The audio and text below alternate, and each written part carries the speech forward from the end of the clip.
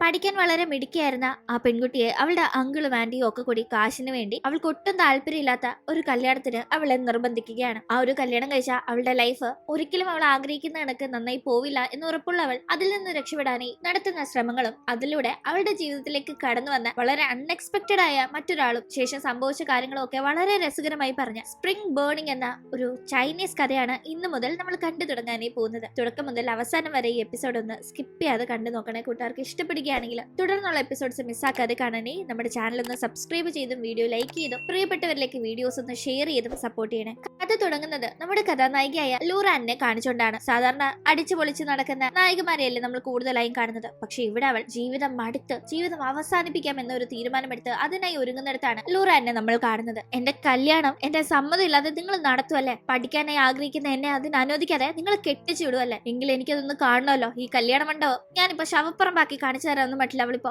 മരിക്കും എന്ന് തന്നെ മനസ്സിൽ ഉറപ്പിച്ച് അതിനായി അവിടെ കുരുക്കൊക്കെ ഇട്ട് കയറി നിൽക്കുന്നു. അങ്ങനെ അവളത് ചെയ്ത ശേഷമാണ് അവിടേക്ക് ഞൊടിയുടെ വ്യത്യാസത്തിൽ അവളുടെ ആന്റിയും ആന്റിയുടെ മകളും എത്തുന്നത്. അവർ ഈ കാഴ്ച കണ്ടുപാടെ ആകെ ഞെട്ടിപ്പോകുന്നുണ്ട്. വേഗം തന്നെ അവളെ അവർ ഇറക്കി നോക്കുമ്പോഴേക്കും അവൾക്ക് അനക്കമില്ലാത്ത കണക്കാണ് അവർക്ക് തോന്നുന്നത്. ആകെപാടെ ടെൻഷൻ ആവുന്നവർ ഇനി എന്ത് ചെയ്യുന്ന അറിയാത്ത അവസ്ഥയിലാണ്. ആന്റിയുടെ മകളായ ക്വിന്നൊക്കെ ആകെ പേടിച്ച് വിറയ്ക്കുന്നുണ്ട്. നമ്മൾ ഇനി എന്ത് ചെയ്യും? ഇവളെ അയാൾക്ക് കെട്ടിച്ചു കൊടുക്കാന്ന് പറഞ്ഞ് അവരുടെ അടുത്ത് നിന്ന് നമ്മൾ കുറെ കാര്യങ്ങളൊക്കെ വാങ്ങിച്ചു കൂട്ടിയതല്ലേ. ഇനിയിപ്പോ ഇവളെ കെട്ടിച്ചു കൊടുക്കുന്ന കാര്യം നടക്കില്ലല്ലോ. അപ്പൊ പിന്നെ അയാളുമായിട്ടുള്ള എന്റെ കല്യാണം നടത്തേണ്ടി വരുമോ? ഇവൾക്ക് പകരം ഞാൻ അയാളെ കെട്ടേണ്ടി വരുമോ? എനിക്കത് ചിന്തിക്കാൻ പോലും വയ്യ. അയാളെ പോലെ ഒരാളെ ഞാൻ എങ്ങനെ കെട്ടും? കാണാനും കൊള്ളില്ല. ഒരു കൊച്ചിന്റെ അച്ഛനുമായ ഒരു മൊരടൻ തന്നെ അയാളെ എങ്ങനെ ഞാൻ കിട്ടുമെന്ന് പറഞ്ഞ് ആന്റിയുടെ മകൾ ക്വിൻ കടന്ന് ഭയങ്കര ടെൻഷൻ ആവുമ്പോഴേക്കും ഇവളീ പറയുന്ന കാര്യങ്ങൾ കേൾക്കുമ്പോൾ അപ്പോ അത്രയും മോശമായ ഒരാളെ കൊണ്ടാണ് ലൂറാന്റെ കല്യാണം ഇവർ നടത്താനായി നോക്കിയത്. ലൂറാന്റെ സമ്മതം പോലും ഇല്ലാതെ അവളെ ബലമായി ഇവർ കല്യാണം കഴിപ്പിക്കാൻ നോക്കിയത് അങ്ങനെ ഒരാൾക്കാണെന്ന് നമുക്ക് മനസ്സിലാക്കാം. അപ്പൊ അതില് ഒട്ടും തന്നെ താല്പര്യമില്ലാതെയാണ് ലൂറാൻ മരിക്കാനായി തീരുമാനിച്ചത്. ആന്റിക്കും അങ്കിളിനും അയ്യോ തങ്ങളുടെ മകളുടെ ഭാവി പ്രശ്നത്തിലാവും നാക്ക് ടെൻഷൻ ആവുന്നുണ്ട്. എന്ത് ചെയ്യുന്ന അവർ തലപുകിക്കുമ്പോഴേക്കും ക്വിൻ തന്നെ ഒരു ഐഡിയ പറയുന്നു. അവൾ കുറച്ച് ഡ്രിങ്ക്സ് എടുത്തോണ്ട് വന്ന് അത് ലൂറാന്റെ വായിക്കകത്ത് ബലമായി ഒഴിച്ചു കൊടുത്തതേ ഇവൾ ഡ്രിങ്ക്സ് അടിച്ച് ഫിറ്റായി പോയെന്നും പറഞ്ഞ് നമുക്ക് എങ്ങനെയല്ലേ ഈ കല്യാണം നടത്തിയെടുക്കാം. കല്യാണം കഴിഞ്ഞ ശേഷം അവൾ ചത്തു എന്നത് അവർ അറിഞ്ഞാലും നമുക്കൊരു കുഴപ്പമില്ല. നമ്മുടെ ഭാഗത്ത് ഒരു തെറ്റുമില്ല, അത് നമുക്ക് സ്ഥാപിച്ചെടുക്കാൻ സാധിക്കുന്നു എന്നിങ്ങനെ ഒരു ഐഡിയ ക്വിൻ പറഞ്ഞ് ആ രീതിയിൽ അവൾ അവളുടെ അച്ഛന്റെ അമ്മയുടെയും കൂടെ ലൂറാന്റെ അടുത്ത് ചെയ്യുന്നുണ്ട്. ലൂറാൻ മരിച്ചു എന്ന് തന്നെയാണ് അവർ ഉറപ്പിച്ചിരിക്കുന്നത്. അങ്ങനെ ആ കല്യാണ ചെറുക്കൻ അവിടെ വെയിറ്റ് ചെയ്ത് നിൽക്കായിരുന്നു. ലൂറാൻ ഇങ്ങനെ കൊണ്ടുവരുന്നത് കണ്ട് ഇവൾക്ക് ഇത് എന്ത് പറ്റിയെന്ന് അയാളെ ചോദിക്കുമ്പോഴേക്കും അവള് ഡ്രിങ്ക്സ് അടിച്ച് ഒന്ന് ഫിറ്റായി പോയത്. സാരില്ല, നിങ്ങൾ വീട്ടിലേക്ക് കൊണ്ടുവെക്കും, എന്നിട്ട് പതിയെ ചടങ്ങുകൾ നടത്തി ഭാര്യയാക്കിയാൽ മതി, എന്തായാലും ഇവിടെ നിന്ന് കൊണ്ടുവെക്കും എന്ന് പറഞ്ഞ് അവളെ ഒരു ഉന്തുവണ്ടിയിലിരുത്തി ആ കല്യാണ ചെറുക്കന്റെ കൂടെ പറഞ്ഞു വരുന്നു. അയാളാകട്ടെ ഇതൊക്കെ വിശ്വസിച്ച് അവളെ കൂട്ടിക്കൊണ്ട് പോകുമ്പോഴേക്കും അപ്പൊ അവള് കണ്ണു തുറക്കുന്നുണ്ട്. സത്യത്തിൽ അവൾ കഴുത്തിൽ കുടുക്കിട്ട് മരിക്കാൻ തീരുമാനിച്ചു എന്നത് സത്യമായ കാര്യമാണ്. പക്ഷെ അവൾക്ക് എന്തെങ്കിലും അപകടം സംഭവിക്കും മുന്നേ കറക്റ്റ് സമയത്ത് ഇവരെത്തി കണ്ട് അവളെ പിടിച്ചു മാറ്റിയത് കൊണ്ടും അവൾക്ക് ഒന്നും പറ്റിയിട്ടുണ്ടായിരുന്നില്ല. പക്ഷെ ഇവൾ മരിച്ച കണക്ക് അവരുടെ അടുത്ത് കിടന്നു നോക്കിയതാണ്, ഒന്ന് അഭിനയിച്ച് നോക്കിയതാണ്. അത് കണ്ടിട്ടെങ്കിലും ഇവർ അവളെ ഈ കല്യാണത്തിൽ നിന്നൊന്ന് ഒഴിവാക്കുമല്ലോ എന്ന്. പക്ഷെ ഇവളുടെ ഡെഡ് ബോഡിയെ പോലും കെട്ടിച്ച് തലേന്ന് ഒഴിപ്പിക്കണം, അവളുടെ ഡെഡ് ബോഡിയെ പോലും വിറ്റ് മുതലെടുക്കണം എന്ന രീതിക്കാണ് ഇവർ പെരുമാറുന്നതെന്ന് അവൾക്ക് ഇപ്പോഴെല്ലാം മനസ്സിലായത്. അയ്യോ രക്തമായിട്ട് അഭിനയിച്ചിട്ട് ഒരു രക്ഷയില്ല, ഇനിയിപ്പോ എന്ത് ചെയ്യുന്നു? അവൾക്ക് ആകെ ടെൻഷൻ. ആ സമയത്താണ് അയാളൊന്ന് യൂറിൻ പാസ് ചെയ്യാനായി ആ വണ്ടി അവിടെ സ്റ്റോപ്പ് ചെയ്ത് മാറിപ്പോകാൻ ഒരുങ്ങുന്നത്. ഈ ഗ്യാപ്പിന് അവൾ അവിടെ നിന്ന് എഴുന്നേറ്റ് ഓടുമ്പോ അയ്യോ ഓടല്ലേ കല്യാണപ്പെട്ടെന്ന് വിളിച്ച് അയാൾ പിറകെ പോകുന്നുണ്ടെങ്കിലും അവൾ ഓട്ടം ഓടുന്നു. അയാളുടെ അടുത്ത് നിൽക്കാനല്ലല്ലോ അവൾ ഓടിയത്. അങ്ങനെ ഓടി അവിടെ നിന്ന് രക്ഷപ്പെടാനായി മുന്നോട്ട് ഓടുന്നതിന്റെ ഇടയിൽ അവൾ ദേഹത്തുള്ള വസ്ത്രമൊക്കെ ഊരി എറിയുന്നുണ്ടായിരുന്നു, ആ ഒരു കല്യാണ ഡ്രസ്സൊക്കെ. അങ്ങനെ ഓടി അയ്യോ രക്ഷപ്പെടണമെന്ന് കരുതി കണ്ണി കണ്ട ഒരു സ്ഥലത്ത് കയറി ഒളിച്ചിരിക്കാൻ നോക്കുമ്പോൾ അവിടെ ഒരു സാധാരണ സ്ഥലമായിരുന്നില്ല. അവിടെ ഓൾറെഡി കുറച്ച് കൊച്ചു പെമ്പിള്ളാരെ കടത്തിക്കൊണ്ടുവന്ന ഒരു ഗ്യാങ് ഉണ്ടായിരുന്നു. അവരുടെ മുന്നിൽ പെട്ടുപോയവള് ഞാൻ ഇത് ഇങ്ങോട്ട് ഇങ്ങനെ വന്നതല്ല, ഞാൻ വേറെ വഴി പോയപ്പോ അറിയാതെ കയറി പോയതാണെന്നൊക്കെ പറയുന്നുണ്ടെങ്കിലും അവിടെ അവൾ ആകെ പെട്ടുപോകുന്നുണ്ട്. അവളെയും അവരവിടെ പിടിച്ചു വെക്കുന്നു. ഈ പട പേടിച്ച് പന്തളത്ത് ചെന്നപ്പോ പന്തവും കുളത്തിപ്പട എന്ന് പറഞ്ഞ കണക്കുണ്ടല്ലേ. എന്തായാലും ലൂറാന്റെ ഒരു അവസ്ഥ. അങ്ങനെ ഈ കടത്തി വെച്ചിരുന്നവര് അപ്പുറത്തെ ഭാഗത്തേക്ക് ഭക്ഷണം കഴിക്കാനായി പോകുന്ന ഗ്യാപ്പിന് അവിടെ നിന്ന് രക്ഷപ്പെടാനായി അവൾ ഒരു ശ്രമം നടത്തുന്നു. അവളുടെ കയ്യിലെ കെട്ടഴിക്കുകയും കൂടെയുള്ള കുട്ടികളുടെ കെട്ടഴിച്ച് അവരുമായി അവിടെ നിന്ന് രക്ഷപ്പെടാനായി അവൾ ഒരുങ്ങുമ്പോഴേക്കും അവർ അവളെ കാണുകയും പിടിക്കാനായി വരികയും ചെയ്യുന്നു. പക്ഷെ അപ്പോഴേക്കും എല്ലാവരും തല തെറിച്ച് അങ്ങോട്ടും ഇങ്ങോട്ടും ഓടിയിട്ടുണ്ടായിരുന്നു. ഒരു കൊച്ചുകുട്ടിയെ രക്ഷപ്പെടുത്താനായി തന്റെ കൂട്ടത്തിൽ നിർത്തി കുറ്റിക്കാട്ടിൽ ഒളിച്ചിരിക്കാനായി ലൂറാൻ ശ്രമിക്കുമ്പോഴേക്കും ആരോ അടുത്തേക്ക് വരുന്നത് അവൾക്ക് മനസ്സിലാവുന്നുണ്ട്. ശത്രുവാണെന്ന ധാരണയിൽ അവൾ തിരിച്ചാക്രമിക്കാനായി ഒരുങ്ങുമ്പോഴേക്കും അയാളും അവളെ ആക്രമിക്കാനായി ഒരുങ്ങാണ്. ഇത് കാണുന്ന ആ കുട്ടി അച്ഛ അടിക്കല്ലേ, ആ ആന്റി എന്നെ സഹായിച്ചതാണെന്ന് ആ കുട്ടി ഉറക്കെ പറയുമ്പോഴാണ് ഇത് ഈ കുട്ടിയുടെ അച്ഛനാണ്, ശത്രു അല്ല എന്നത് അവൾക്ക് മനസ്സിലാവുന്നത്. കൂടാതെ അയാളും അയ്യോ സോറി, എന്റെ മകളെ സഹായിച്ച നിങ്ങളെ ഞാൻ ശത്രു ആണെന്ന് കരുതി അടിക്കാൻ നോക്കിയെന്ന് പറഞ്ഞ് അയാൾ സോറി പറയുമ്പോൾ ഈ സാരിയില്ല, ഞാനും പെട്ടെന്ന് നിങ്ങളെ കണ്ടപ്പോ ഉപദ്രവിക്കാൻ വന്നതാണെന്ന് തെറ്റിദ്ധരിച്ചു, എന്റെ ഭാഗത്ത് തെറ്റുണ്ടെന്ന് അവൾ പറയുന്നുണ്ട്. ഈ സമയം ആ കുട്ടി ശ്രദ്ധിക്കുന്നത് മുഴുവൻ ലൂറാനെയാണ്. സത്യത്തിൽ ഈ ചേച്ചി കാണാൻ എന്ത് ഭംഗിയുണ്ടല്ലേ, ഞങ്ങളുടെ ലൈഫിന്റെ ഒരു ഭാഗമായി പുള്ളിക്കാരി മാറിയിരുന്നെങ്കിൽ എത്ര നന്നായിരുന്നേനെന്ന് വളരെ ബ്രേവായി അവളെ രക്ഷപ്പെടുത്തിയ ലൂറാനെ പറ്റി വളരെ മതിപ്പ് തോന്നുന്ന ആ പെൺകുട്ടി ആലോചിക്കുന്നുണ്ട്. അവളുടെ പേര് ഷെൻ എന്നാണ്. ഷെൻ എന്തായാലും പെട്ടെന്ന് അയ്യോ വയറുവേദന എടുക്കുന്നു എന്ന് പറഞ്ഞ് ആകെ തളർച്ചയിൽ നിൽക്കുമ്പോഴേക്കും വേഗം തന്നെ ലൂറാനും കുട്ടിയുടെ അച്ഛനായ ഫെങ്ങും കൂടി കുട്ടിയെ വേഗം അടുത്തുള്ള ഒരു ഹോസ്പിറ്റലിലേക്ക് കൊണ്ടുവന്നു. ഡോക്ടർ പരിശോധിച്ചിട്ട് കുഴപ്പമൊന്നും ഇല്ലാന്ന് പറയുമ്പോഴേക്കും ലൂറാൻ ഫെങ്ങിനോട് ദേഷ്യപ്പെടാണ്. നിങ്ങൾക്കൊരു ഉത്തരവാദിത്വം ഇല്ലേ, ഞാൻ കറക്റ്റ് സമയത്തെത്തി കുട്ടിയെ രക്ഷപ്പെടുത്തിയില്ലായിരുന്നെങ്കിൽ അവളുടെ അവസ്ഥ ഇപ്പൊ എന്തായേനെന്നൊക്കെ ചോദിക്കുന്നുണ്ട്. സോറി, എന്റെ ഭാഗത്ത് തെറ്റുണ്ടെന്ന്, തന്റെ അശ്രദ്ധ കൊണ്ടാണ് തന്റെ മകൾക്ക് വലിയൊരു അപകടം വരാനായി പോയതെന്ന ആ ഒരു രീതിയിൽ ഫെങ് മാപ്പ് പറയുന്നു. ഈ സമയം കുട്ടിയാകട്ടെ എന്റെ അച്ഛന് വഴക്ക് പറയില്ല ആന്റിക്ക് ഞങ്ങളുടെ കൂടെ വന്നൂടെ, നമുക്ക് ഒന്നിച്ച് ജീവിക്കാന്നൊക്കെ പറഞ്ഞു ഷെൻ അങ്ങനെ ലൂറാനെ വിളിക്കുമ്പോ ലൂറാൻ ഞാൻ കൂടെ വരണോന്ന് മട്ടില് അന്തം വിട്ട് നോക്കുമ്പോഴേക്കും നീ എന്താ മോളി പറയുന്നേ, അത് കാര്യമൊക്കെ കേട്ടോ, അവള് ചുമ്മാ കുഞ്ഞല്ലേ എന്തൊക്കെയോ പറഞ്ഞേ ഉള്ളൂ എന്നുള്ള രീതിയിൽ ഇനി അത് കേട്ട് അവൾ തെറ്റിദ്ധരിക്കണ്ട എന്ന മട്ടില് വേഗം തന്നെ ഫെങ് മാപ്പ് പറയുന്നു. എന്തായാലും നേരം ഇരുട്ടാൻ തുടങ്ങിയിട്ടുണ്ടായിരുന്നു, അതുകൊണ്ട് തന്നെ എവിടേക്കാ പോകുന്നത്, ഞാൻ വേണമെങ്കിൽ ഡ്രോപ്പ് ചെയ്യാന്ന് ഫെങ് പറയുമ്പോഴേക്കും സാരില്ല ഞാൻ പൊക്കോളാന്ന് ലൂറാൻ പറയുന്നു. കാരണം അവൾക്ക് അങ്ങനെ ഇനി എന്താ ചെയ്യാ എന്നൊരു പിടുത്തമില്ല. അവൾ കല്യാണത്തിൽ നിന്ന് ഒരുവിധം എസ്കേപ്പ് ആയി അവൾ താമസിച്ചിരുന്ന അടുത്തു നിന്നും അവളുടെ ആന്റിയുടെ അങ്ങളുടെ അടുത്തു നിന്നൊക്കെ രക്ഷപ്പെട്ട് വന്നിരിക്കല്ലേ. അവൾ അങ്ങനെ ഇവരോട് ഞാൻ പൊക്കോളാം എന്നുള്ള രീതി പറയുമ്പോഴേക്കും ഷെൻ ആകട്ടെ ലൂറാനെ വളരെയധികം ഇഷ്ടപ്പെട്ടത് കൊണ്ട് തന്നെ വിടുന്ന മട്ടില്ല. പോവല്ലേ ഞങ്ങളുടെ കൂടെ വാന്ന് പറഞ്ഞ് ഷെൻ വാശി പിടിച്ചോണ്ടേ ഇരിക്കുകയാണ്. അങ്ങനെ എന്തായാലും ഇപ്പൊ ഇരുട്ടിയില്ലേ, അവൾക്ക് ദൂരോട്ട് എവിടെയെങ്കിലും പോകേണ്ടത് എന്ന് അവൾ പോകേണ്ട സ്ഥലം ഏതാന്ന് പറയാതെ പരുങ്ങുന്നത് കണ്ട് തെറ്റിദ്ധരിക്കുന്ന ഫെങ് ഇന്ന് ഞങ്ങളുടെ വീട്ടിലെ സ്റ്റേ ചെയ്തിട്ട് നാളെ രാവിലെ പോവാം, നേരെ ഇത്രയും ഇരുട്ടാൻ തുടങ്ങിയില്ലേ, അതുകൊണ്ട് തന്നെ ഇന്ന് ഇനി യാത്ര വേണ്ട, കൂടാതെ എന്റെ മകളെ രക്ഷപ്പെടുത്തിയതല്ലേ അതുകൊണ്ട് കൂടെ വരണം, ഇതൊരു നന്ദിയായി കണ്ടാൽ മതി എന്ന് പറഞ്ഞ് അവൻ അങ്ങനെ അവളെയും കൂട്ടി വീട്ടിലേക്ക് ചെല്ലുന്നു. അവിടെ എത്തിയപാടെ അവിടെ ഭയങ്കരമായ കോലാഹലം നടക്കുന്നതാണ് അവൾ പിന്നീട് കേൾക്കുന്നത്. അകത്തുണ്ടായിരുന്ന അവൾ പുറത്തെത്തി നോക്കുമ്പോഴേക്കും പുറത്ത് അവൾ കാണുന്നത് അവളുടെ ആന്റിയും മംഗളും ഒപ്പം കല്യാണ സമയത്ത് അവൾ കല്യാണ ചെറുക്കൻ എന്ന രീതി കണ്ട കോട്ട് സൂട്ടും ധരിച്ച ഒരാളുണ്ടല്ലോ, അവള് ഉന്തുവണ്ടി കൊണ്ടുപോയ അയാൾ കേൾക്കുകയാണ്. കല്യാണ പെണ്ണ് ഓടിപ്പോയി എന്ന് പറഞ്ഞ് ഈ ആന്റിക്കും അങ്ങളിലും കംപ്ലൈന്റ് ഇവർ കൊടുത്തിട്ടുണ്ടായിരുന്നു. തിരിച്ച് ആന്റി അങ്ങളും വന്ന് ഞങ്ങൾക്കറിയില്ല, ഞങ്ങൾ അവളെ നിങ്ങളുടെ കൂടെ പറഞ്ഞു വിട്ടതാ, എന്നിട്ടിപ്പോ നിങ്ങൾ അവൾ ഓടിപ്പോയി ചാടിപ്പോയി എന്ന് പറഞ്ഞാൽ അതെങ്ങനെ നടക്കുമെന്ന് ചോദിച്ച് അവരോട് തട്ടിക്കയറുന്നു. കാരണം ആന്റി അങ്കിളിനെ സംബന്ധിച്ച് ലൂറാൻ ഓടാനും ചാടാനും കഴിയില്ല, കാരണം അവളെ ഒരു ഡെഡ് ബോഡി എന്ന ഒരു അവസ്ഥയിലാണല്ലോ ഇവർക്ക് കെട്ടിച്ചു കൊടുക്കുന്ന രീതിയിൽ അങ്കിളും ആന്റിയും പറഞ്ഞു വിട്ടത്. അതുകൊണ്ട് തന്നെ ഇവർ പറയുന്നത് അവർ വിശ്വസിക്കാതെ ഇവർ വേറെ എന്തോ ഉടായ്പ പണി, തങ്ങൾ ചെയ്ത ഉടായ്പ പണിക്ക് പകരത്തിനൊരു പണി എന്ന രീതിയിൽ ചെയ്യുകയാണോ എന്നൊരു ഡൗട്ടിൽ ആന്റി അങ്കിളും അങ്ങനെ അവരോട് തർക്കിക്കുന്നു. അങ്ങനെ ഇവിടെ ഈ ഒരു കോലാഹലം നടക്കുമ്പോൾ അകത്ത് മുറിയിലിരുന്ന് ഇതൊക്കെ ശ്രദ്ധിക്കുന്ന ലൂറാൻ ഇടിവെട്ടി കണക്ക് നിൽക്കാണ്. ആരുടെയൊക്കെ അടുത്തു നിന്നാണോ രക്ഷപ്പെടാനായി അവൾ ശ്രമിച്ചത് അതേ ആളുകളുടെ അടുത്താണ് കറങ്ങി തിരിഞ്ഞ് അവൾ ഒടുക്കം വന്ന് നിൽക്കുന്നത്. ഏത് വീട്ടിലേക്കാണോ കല്യാണം കഴിക്കാതിരിക്കാനായി അവൾ ശ്രമിച്ചത് അതേ വീട്ടിലേക്കാണ് കല്യാണം കഴിക്കാതെ ആണെങ്കിൽ പോലും അവൾ ഇപ്പൊ വന്ന് നിൽക്കുന്നത്. ഈ ഫെങ്ങും അവളെ കല്യാണം കഴിക്കാനിരുന്ന ആ ആളും ഒക്കെ ഒരേ വീട്ടിൽ താമസിക്കുന്നവരാണെന്ന് ഈ വീടിന്റെ മുന്നിൽ കിടന്ന് ഇങ്ങനെ ഒരു കോലാഹലം നടക്കുന്നത് കണ്ട് അവൾക്ക് മനസ്സിലാവുന്നുണ്ട്. ഒരു ഭാഗത്ത് കല്യാണ പെണ്ണ് ഓടിപ്പോയി അവൾ എവിടെയാണെന്ന് ഞങ്ങൾക്ക് അറിയില്ലാന്ന് ഇവിടെയുള്ളവർ പറയുമ്പോ മറുഭാഗത്ത് അവളെ നിങ്ങൾ കല്യാണം കഴിച്ച് കൊണ്ടുവന്നിട്ട് കൊന്നു കളഞ്ഞു അല്ലേ, എന്നിട്ട് നിങ്ങൾ നാടകം കളിക്കല്ലേന്ന് ചോദിച്ച് ആന്റി അങ്ങളും അവർക്കറിയാവുന്ന സത്യങ്ങൾ മറച്ചു വെച്ച് സംസാരിക്കുന്നു. ഇതൊക്കെ കേട്ട് വട്ട് പിടിക്കുന്ന ലൂറാൻ അവൾ ഓൾറെഡി ഇട്ടിരുന്നത് വെള്ള വസ്ത്രമാണ്, മുടി കെട്ടി പിടിച്ചിട്ടുണ്ടായിരുന്നു, അതിപ്പോ അഴിച്ചിട്ട് ചെറിയൊരു പ്രേത ഗെറ്റപ്പില് വേഗം അവിടേക്ക് വരുന്നു. അവിടെ നിൽക്കുന്ന ആന്റിക്കും മംഗളിനും ക്വിന്നും നേരെ ഒരു പ്രേതം കണക്ക് അവൾ ആക്രോശിക്കുകയാണ്. നിങ്ങളെ ഒരു പാഠം ഞാൻ പഠിപ്പിക്കും, നിങ്ങളെ ഞാൻ വെറുതെ വിടില്ല എന്ന് പറഞ്ഞു അവൾ ഇങ്ങനെ സംസാരിക്കുമ്പോൾ അവൾ മരിച്ചെന്ന് വിശ്വസിക്കുന്ന ഇവർ, പ്രത്യേകിച്ച് അവൾ ഇങ്ങനെ ഒരു ഗെറ്റപ്പിൽ കാണുമ്പോൾ അവൾ പ്രേതം തന്നെയാണ്, അവളുടെ പ്രേതമാണ് അതെന്ന് ഉറപ്പിച്ച് അവിടെ നിന്ന് തല തെറിച്ചോടുന്നു. അവൾ പക്ഷെ വിടാതെ അവരുടെ പുറകെ ഓടുമ്പോഴേക്കും അയ്യോ ഈ പ്രേതം ഇനി ഇവളെ കല്യാണം കഴിപ്പിക്കാനായി നമ്മൾ കാശ് വാങ്ങിച്ചത് കൊണ്ടാണോ നമ്മളെ വേട്ടയാടി വരുന്നതെങ്കിൽ ആ കാശ് തിരിച്ചു കൊടുത്ത് എന്തെങ്കിലും രക്ഷ കിട്ടിയാലോ എന്ന് കരുതി കയ്യിലുണ്ടായിരുന്ന കാശ് അവിടെ കൊടുത്തിട്ട് വേഗം ഓടുന്നുണ്ട്. ആ കാശ് കിട്ടിയ അവൾ ഇവരെ ഒരു പാഠം പഠിപ്പിക്കണമെന്ന് തന്നെ മനസ്സിൽ ഉറപ്പിക്കുന്നു. എന്നിട്ട് നേരെ അവൾ ഫെങ്ങിന്റെ ആ ഒരു വീട്ടിലുണ്ടായിരുന്ന ആളുകളുടെ മുന്നേ അവരിത് എന്താ നടക്കുന്നതെന്ന് മനസ്സിലാകാതെ നിൽക്കുകയായിരിക്കും എന്ന ധാരണയിൽ അവരോട് വന്ന് സോറി, എനിക്ക് കല്യാണത്തിൽ ഒട്ടും താല്പര്യമില്ലായിരുന്നു, അതുകൊണ്ടാണ് ഞാൻ അങ്ങനെയൊക്കെ ചെയ്തത് എന്നിങ്ങനെ സോറി പറഞ്ഞുകൊണ്ട് അവരെ നോക്കുമ്പോഴേക്കും അവൾ കല്യാണ ചെറുക്കൻ എന്ന് വിചാരിച്ചിരിക്കുന്നത് ആ ഒരു കോട്ട് സൂട്ട് ഇട്ടിരിക്കുന്ന ആളെയാണല്ലോ. അയാളെ നോക്കി അവൾ ഇങ്ങനെ സോറി എന്ന് പറയുമ്പോഴേക്കും അയാളുടെ അടുത്ത് നിൽക്കുന്ന ഫെങ്ങിന്റെ ചേച്ചി നീ എന്തിനാ എന്റെ ഭർത്താവിനെ നോക്കുന്നെന്ന് പറഞ്ഞ് ലൂറാനോട് ചാടുമ്പോഴാണ് അവൾക്ക് അപ്പൊ ഇതല്ലേ കല്യാണ ചെറുക്കൻ എന്ന് മനസ്സിലാവുന്നത്. ഈ സമയം ഫെങ് ആകെ കിളിപോയി നിൽക്കാണ്. കാരണം ഫെങ്ങിനെയായിരുന്നു ലൂറാനുമായി കല്യാണം ഉറപ്പിച്ചു വെച്ചിരുന്നത്, ഇവളെ ആയിരുന്നു തനിക്ക് വേണ്ടി കല്യാണം ഉറപ്പിച്ചു വെച്ചിരുന്നതെന്ന് ഫെങ്ങും അപ്പോഴാണ് അറിയുന്നത്. ആള് മാറി കല്യാണ ചെറുക്കൻ ഇതാണെന്ന് കരുതിയാണ് ലൂറാൻ അങ്ങനെ ഒരു ഡിസിഷൻ എടുത്തത്. ഒപ്പം തന്നെ ലൂറാനെ മാത്രമല്ല ലൂറാനെ ഇവർക്ക് കെട്ടിച്ചു കൊടുക്കാൻ തീരുമാനിച്ച സമയം ഫെങ് അല്ല കല്യാണ ചെറുക്കൻ, ദേ ഈ ചേച്ചിയുടെ ഭർത്താവാണെന്ന് അവളുടെ ആന്റി അങ്കിളും ക്വിങ്ങും ഒക്കെ തെറ്റിദ്ധരിച്ചിട്ടുണ്ടാവാം. അല്ലെങ്കിൽ പിന്നെ അയ്യോ അയാളെ പോലെ ഒരുത്തിനെ എനിക്ക് വേണ്ട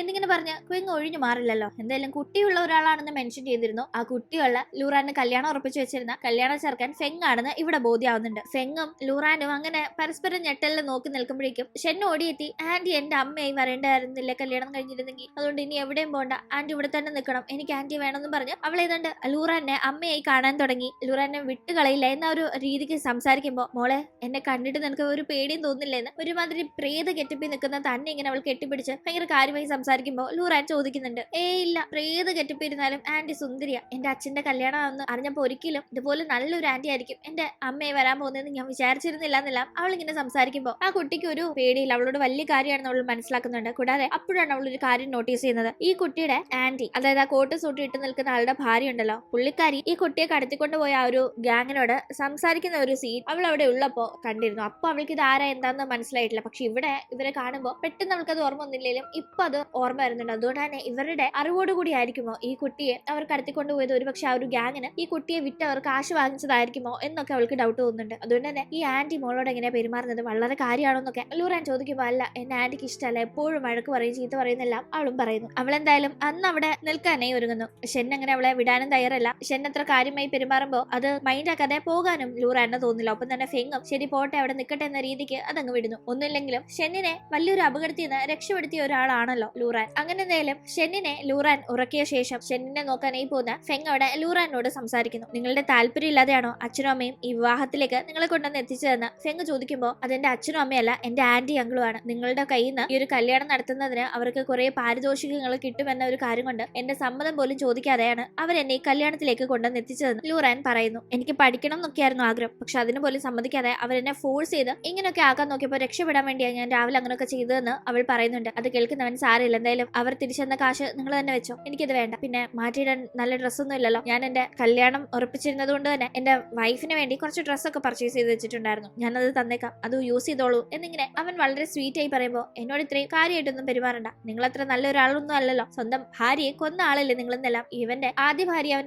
അടിച്ചു കൊന്നതാണ്, അവനൊരു ദുഷ്ടനാണ് എന്നൊക്കെ. അവളുടെ കല്യാണം ഇങ്ങനെ അവൾക്ക് അറിയാത്ത ഒരാളുമായി ഉറപ്പിച്ച ശേഷം അയാളെ പറ്റി പല റൂമേഴ്സ് അവൾ കേട്ടിട്ടുണ്ടായിരുന്നു, അവളുടെ ആന്റിയുടെ അങ്കിളുടെ ഭാഗത്തു നിന്ന് തന്നെ. ഇങ്ങനെയുള്ള ഒരാളെയാണ് നിനക്ക് കല്യാണം കഴിപ്പിക്കാനായി പോകുന്നത് എന്നിങ്ങനെ ഒരുമാതിരി വെല്ലുവിളിക്കുന്ന രീതിയിലായിരുന്നു അവർ അവളോട് സംസാരിച്ചിരുന്നത്. ആ ഒരു കേട്ടറിവ് വെച്ച് ഇവനെ പറ്റിയുള്ള മോശം ഇംപ്രഷൻ അവൾ അവിടെ പ്രകടിപ്പിക്കുമ്പോഴേക്കും, എന്തേ പറയുന്നത്, എന്റെ ഭാര്യയോ, അതിനെനിക്ക് ഭാര്യയില്ലല്ലോ, ഞാൻ ഇതുവരെ കല്യാണം കഴിച്ചിട്ടില്ലല്ലോ എന്ന് അവനാകെ ഞെട്ടി ചോദിക്കുമ്പോഴേക്കും അവളും അത് കേട്ട് ഞെട്ടുന്നു. നിങ്ങൾ കല്യാണം കഴിച്ചിട്ടില്ലെങ്കിൽ ഷെൻ നിങ്ങളുടെ മകളല്ലേ, ഷെൻ ആരുടെ മകളാ പിന്നെന്നല്ല ലൂറാൻ ചോദിക്കുമ്പോൾ ഇവനെ പറ്റി കേട്ട കാര്യങ്ങൾ അവൾ പറയുന്നുണ്ട്. അവനൊരു മോഷണനാണ്, അവനൊരു കുട്ടിയുണ്ട്, അവന്റെ ഭാര്യ അവൻ കൊന്നതാണ് എന്നിങ്ങനെ പല കാര്യങ്ങളും അവൾ കേട്ടിട്ടുണ്ടായിരുന്നു. അതൊക്കെ ഇപ്പോൾ പറയുമ്പോൾ ഇതൊക്കെ തെറ്റാണ്, ഞാൻ കല്യാണം കഴിച്ചിട്ടില്ല, ഈ ഷെൻ എന്റെ ചേട്ടന്റെ മകളാണ്, ചേട്ടനും ഭാര്യയും ഒരു ആക്സിഡന്റിൽ മരണപ്പെട്ട ശേഷം ഷെന്നിനെ ഞാൻ എന്റെ കുട്ടിയായി നോക്കി വളർത്തുന്നതാണ്, എന്നെ പറ്റി കേട്ട കാര്യങ്ങളൊക്കെ തെറ്റാണെന്നെല്ലാം അവനും വ്യക്തമാക്കുന്നു. പിന്നെ നിങ്ങളുടെ അലയൻസ് എനിക്ക് വന്ന സമയത്ത് എന്റെയും ഷെന്നിന്റെയും കാര്യങ്ങളൊക്കെ അറിഞ്ഞ് ഞങ്ങളുടെ ലൈഫിലേക്ക് വരാൻ തയ്യാറായ ഒരാളാണ് നിങ്ങൾ എന്ന രീതിക്കാണ് നിങ്ങളെ പറ്റിയുള്ള ആ ഒരു പിക്ചർ ആന്റി അങ്കിളും എനിക്ക് തന്നത്. എനിക്ക് കല്യാണത്തിനൊന്നും വലിയ താല്പര്യം ഉണ്ടായിരുന്നില്ല, പക്ഷെ ഷെന്നിനെ നോക്കി വളർത്താനായി എനിക്കൊരു കൂട്ട് വേണം, അതുകൊണ്ട് ഇങ്ങനെ ഒരു ആലോചന വന്നപ്പോൾ ഞാനും അതിന് സമ്മതിച്ചതാണെന്നല്ല അവൻ പറയുന്ന ടീം. അവൾ അവനോട് ഒരു ഹെൽപ്പ് ചോദിക്കുന്നുണ്ട്. അവൾക്ക് പഠിക്കണം, ലൈഫിൽ നല്ല നിലയിൽ എത്തണം എന്നതൊക്കെ വലിയ ആഗ്രഹമാണ്. അതുകൊണ്ട് തന്നെ അവൾക്ക്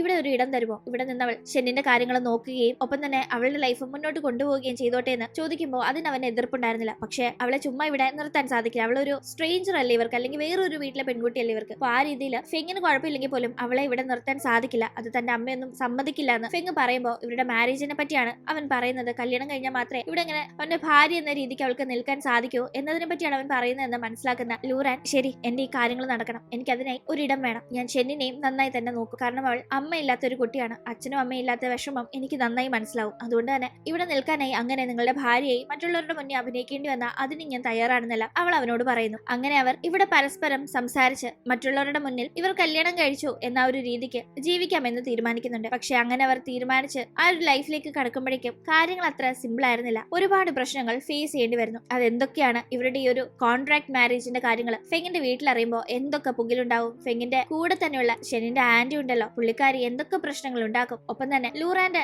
ആന്റി മംഗളും ക്വിന്നും ലൂറൻ മരിച്ചിട്ടില്ല, അവരെ പറ്റിക്കുകയായിരുന്നു എന്നതറിയുമ്പോഴും അവർ കല്യാണ ചെറുക്കൻ ആരാണെന്നത് തെറ്റിദ്ധരിച്ചാണ് ഇങ്ങനെ ഒരു കാര്യം ചെയ്തത്. കല്യാണ ചെറുക്കൻ അവർ വിചാരിച്ചതിന് നേരെ ഓപ്പോസിറ്റ് ആയ വളരെ സുന്ദരനും ചെറുപ്പക്കാരനും ഒക്കെ ആയ ഒരാളാണ് എന്നറിയുമ്പോൾ അവരിനി അതിന് എന്തൊക്കെ പുകിലുണ്ടാക്കി ലൂറാനിട്ട് ഇവിടെ നിന്ന് അവളെ അകറ്റി പണി കൊടുക്കാൻ നോക്കും. അങ്ങനെ ഇപ്പൊ ഇവിടെ ഫെങ്ങിനെ താൻ കല്യാണം കഴിക്കാനായി ഇരുന്നതാണ്. എന്തായാലും കാര്യങ്ങൾ ഇങ്ങനെയൊക്കെ ആയെങ്കിലും ഇവിടെ തന്നെ നിൽക്കാമെന്ന് തീരുമാനിച്ച ലൂറാൻ ഫെങ്ങിനോട് കാര്യങ്ങൾ സംസാരിച്ച് അവിടെ അങ്ങനെ നിൽക്കാണല്ലോ. അവൾക്ക് അവിടെ നിൽക്കാനായിട്ട് ഫെങ് മുന്നിൽ വെച്ച ഒരേ ഒരു കണ്ടീഷൻ, അവൾ അവിടെ അവന്റെ ഭാര്യയുടെ സ്ഥാനത്ത് കഴിയണം, അല്ലെങ്കിൽ ഒരിക്കലും അവന്റെ അമ്മ അവിടെ അവളെ സ്റ്റേ ചെയ്യിക്കാനായി അനുവദിക്കില്ല എന്നതായിരുന്നു. അവൾക്കാകട്ടെ അവിടെ അങ്ങനെ നിന്ന് ചില കാര്യങ്ങൾ നേടിയെടുക്കണം. അവൾക്ക് അല്ലെങ്കിൽ പഠിക്കാനോ അവൾ ആഗ്രഹിക്കുന്ന കണക്ക് ഒരു ജീവിതം നേടിയെടുക്കാനോ ആശ്രയിക്കാൻ വേറൊരു സ്ഥലവും ഇല്ല. അതുകൊണ്ട് തന്നെ അവിടെ നിൽക്കാനും കൂടാതെ അവൾക്ക് അപ്പോഴേക്കും വളരെയേറെ അടുപ്പം തോന്നിയിട്ടുണ്ടായിരുന്ന ഷെന്നിന്റെ കാര്യങ്ങൾ നോക്കി അവിടെ നിൽക്കാനും അവൾ അങ്ങനെ തീരുമാനിച്ച് അവിടെ നിൽക്കുമ്പോഴേക്കും ഇത് ഇവർക്കിടയിലുള്ള ഒരു അഡ്ജസ്റ്റ്മെന്റ് ആണ് എന്നതൊന്നും തന്നെ ഫെങ്ങിന്റെ അമ്മയ്ക്ക് അറിയില്ലല്ലോ. ഫെങ്ങിന്റെ അമ്മ ഫെങ്ങിനെ കല്യാണം കഴിപ്പിച്ച് കാണണം എന്നത് ആഗ്രഹിക്കുന്ന ഒരാളാണ്. അതുകൊണ്ട് തന്നെ ഇവർ യഥാർത്ഥത്തിൽ ഒരു കുടുംബജീവിതം ജീവിച്ചു തുടങ്ങുന്നു എന്ന് തന്നെ അവർ ഉറപ്പിക്കാനായി പലതും ചെയ്തു കൂട്ടുന്നുണ്ട്. അവരെ കബളിപ്പിക്കാനായി അവരുടെ നീക്കങ്ങൾ മനസ്സിലാക്കി ഫെങ്ങും ലൂറാനും അവരുടെ മുന്നിൽ നന്നായി അഭിനയിക്കുന്നുണ്ട്. രണ്ടുപേരും പരസ്പരം കാണാതെയാണ് അവരുടെ കല്യാണത്തിലേക്ക് കാര്യങ്ങൾ എത്തിയത്. പക്ഷെ അവരുടെ കല്യാണം അങ്ങനെ നടക്കുന്നതിന് മുന്നേ കല്യാണ ചെറുക്കൻ ആരാണെന്ന് അറിയാതെ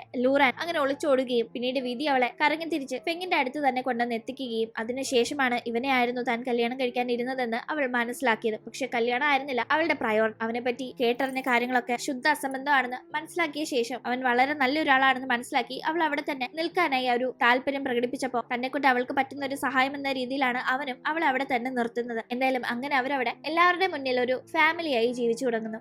കാണുന്നത് അടുത്ത ദിവസം രാവിലെ ഉറക്കം എണ്ണീറ്റ് വരുന്ന ലൂറാൻ അവിടെ അവൾക്ക് വേണ്ടി ഡ്രസ്സിംഗ് ടേബിളും അവളുടെ സാധനങ്ങൾ വെക്കാനായി ഒരു കബോർഡും ഒക്കെ ഉണ്ടാക്കാനായിട്ടുള്ള കാര്യങ്ങൾ ചെയ്യുന്ന ഫെങ്ങിനെയാണ്. ഫെങ് രാവിലെ തന്നെ ഈ ഒരു പണികളൊക്കെ ഇരുന്ന് ചെയ്യുന്നത് കാണുന്ന അവന്റെ ചേച്ചി ഇത്രയും നാളായിട്ട് എനിക്കൊരു ടേബിൾ നീ ഉണ്ടാക്കി തന്നിട്ടില്ലല്ലോ എന്നെല്ലാം അവിടെ ഇരുന്ന് കുശം പൂത്തുന്നുണ്ടായിരുന്നു. ലൂറാനാകട്ടെ ഫെങ്ങിന്റെ അടുത്തെത്തി സംസാരിക്കുമ്പോൾ അവൻ രാവിലെ ജോലിക്ക് പോകാനായിട്ടുള്ള തിരക്കിലാണെന്ന് മനസ്സിലാവുന്നു. ഭക്ഷണം എടുത്തോന്നൊക്കെ ചോദിച്ച് വളരെ കെയറോട് കൂടി അവന്റെ കാര്യങ്ങളൊക്കെ തന്നെ അവൾ നോക്കുന്നുണ്ട്. കൂടാതെ അവൻ പ്രത്യേകം അവളോട് കല്യാണത്തിന്റെ ആ ഒരു കാശ് അവളുടെ അങ്കിളും ആന്റിയും തിരിച്ചു കൊടുത്തിരുന്നല്ലോ, അതിനെപ്പറ്റി എങ്ങാനും ചോദിച്ചു കഴിഞ്ഞാൽ അത് എന്റെ കയ്യിൽ തന്നു നീ പറഞ്ഞാൽ മതി, അത് അവർക്കൊന്നും കൊടുക്കേണ്ട ആവശ്യമില്ല, നീ അത് കയ്യിൽ തന്നെ വെച്ചോ, വേണമെങ്കിൽ ഈ കാശും കൂടി നിന്റെ ചെലവിന് വെച്ചോ, അത് അവിടെ സേഫ് ആയിട്ട് ഇരിക്കട്ടെ എന്നൊക്കെ അവനോട് പറയുന്നു. അങ്ങനെ ഫെങ് അവിടെ നിന്ന് പോയ ശേഷം കിച്ചണിലേക്ക് ലൂറാൻ ചെല്ലുമ്പോഴേക്കും അവളെ ചുറ്റിപ്പറ്റി ചേച്ചി അവിടെ നിൽപ്പുണ്ട്. അവളുടെ കയ്യിൽ നിന്ന് ഇന്നലെ അവൾക്ക് കിട്ടിയ കാശ് എങ്ങനെയും അടിച്ചു മാറ്റണം എന്നതാണ് ചേച്ചിയുടെ ഉദ്ദേശം. അങ്ങനെ അവൾക്കിട്ട് ഒരു പണി കൊടുക്കണം എന്ന ഉദ്ദേശത്തിൽ തന്നെ അവൾ എന്തായാലും കുക്ക് ചെയ്യാൻ നിൽക്കുകയാണെന്ന് മനസ്സിലാക്കുന്ന ചേച്ചി ആ ഷെൽഫില് കുറച്ച് ഇറച്ചി ഇരിപ്പുണ്ട്, അതെടുത്ത് പാചകം ചെയ്യാനേ അവളോട് പറയുന്നു. അവൾ അതെടുത്ത് കറിയൊക്കെ വെച്ച് അങ്ങനെ എല്ലാവർക്കും ഭക്ഷണം കഴിക്കാനായി അത് വിളമ്പാൻ തുടങ്ങുന്ന ടീം. ഇവരാകട്ടെ കുറച്ച് കോസ്റ്റ്ലി ആയ മീറ്റ് ആയിരുന്നു വാങ്ങി വെച്ചിരുന്നത്. കല്യാണം കഴിഞ്ഞ് അതിന്റെ ഒരു പാർട്ടിക്ക് വേണ്ടി വാങ്ങിച്ചു വെച്ചതാണ്. ആ കല്യാണം ഒന്നും അങ്ങനെ നടന്നില്ലെങ്കിലും ആ മീറ്റ് എടുത്ത് ഇപ്പൊ കുക്ക് ചെയ്തത് ഫെങ്ങിന്റെ അമ്മയ്ക്ക് തീരെ ഇഷ്ടപ്പെടുന്നില്ല. അവരാകട്ടെ ലൂറാനെ ആരോട് ചോദിച്ചിട്ട് നീ ഇതൊക്കെ ചെയ്തതെന്ന് ചോദിച്ച് വഴക്ക് പറയുമ്പോൾ ലൂറാൻ പറയുന്നുണ്ട് എന്നോട് ചേച്ചിയാണ് അതെടുത്ത് കുക്ക് ചെയ്യാൻ പറഞ്ഞതെന്ന്. ചേച്ചി ആകട്ടെ ഞാൻ അങ്ങനെ പറഞ്ഞിട്ടേ ഇല്ല എന്ന് പറഞ്ഞ് അവിടെ കിടന്ന ഒരു നാടകം കളിക്കുമ്പോൾ ഞാൻ ഈ വീട്ടിൽ പുതുതായി വന്ന ഒരാളാണ്, ആ എനിക്ക് ഈ ഷെൽഫിലാണ് ഇന്ന് മീറ്റ് ഇരിക്കുന്നത്, അതെടുത്ത് ഇന്ന് കുക്ക് ചെയ്യാം എന്നിങ്ങനെ ഒന്നും പെട്ടെന്ന് ചിന്തിക്കാനേ കഴിയില്ല. അപ്പോ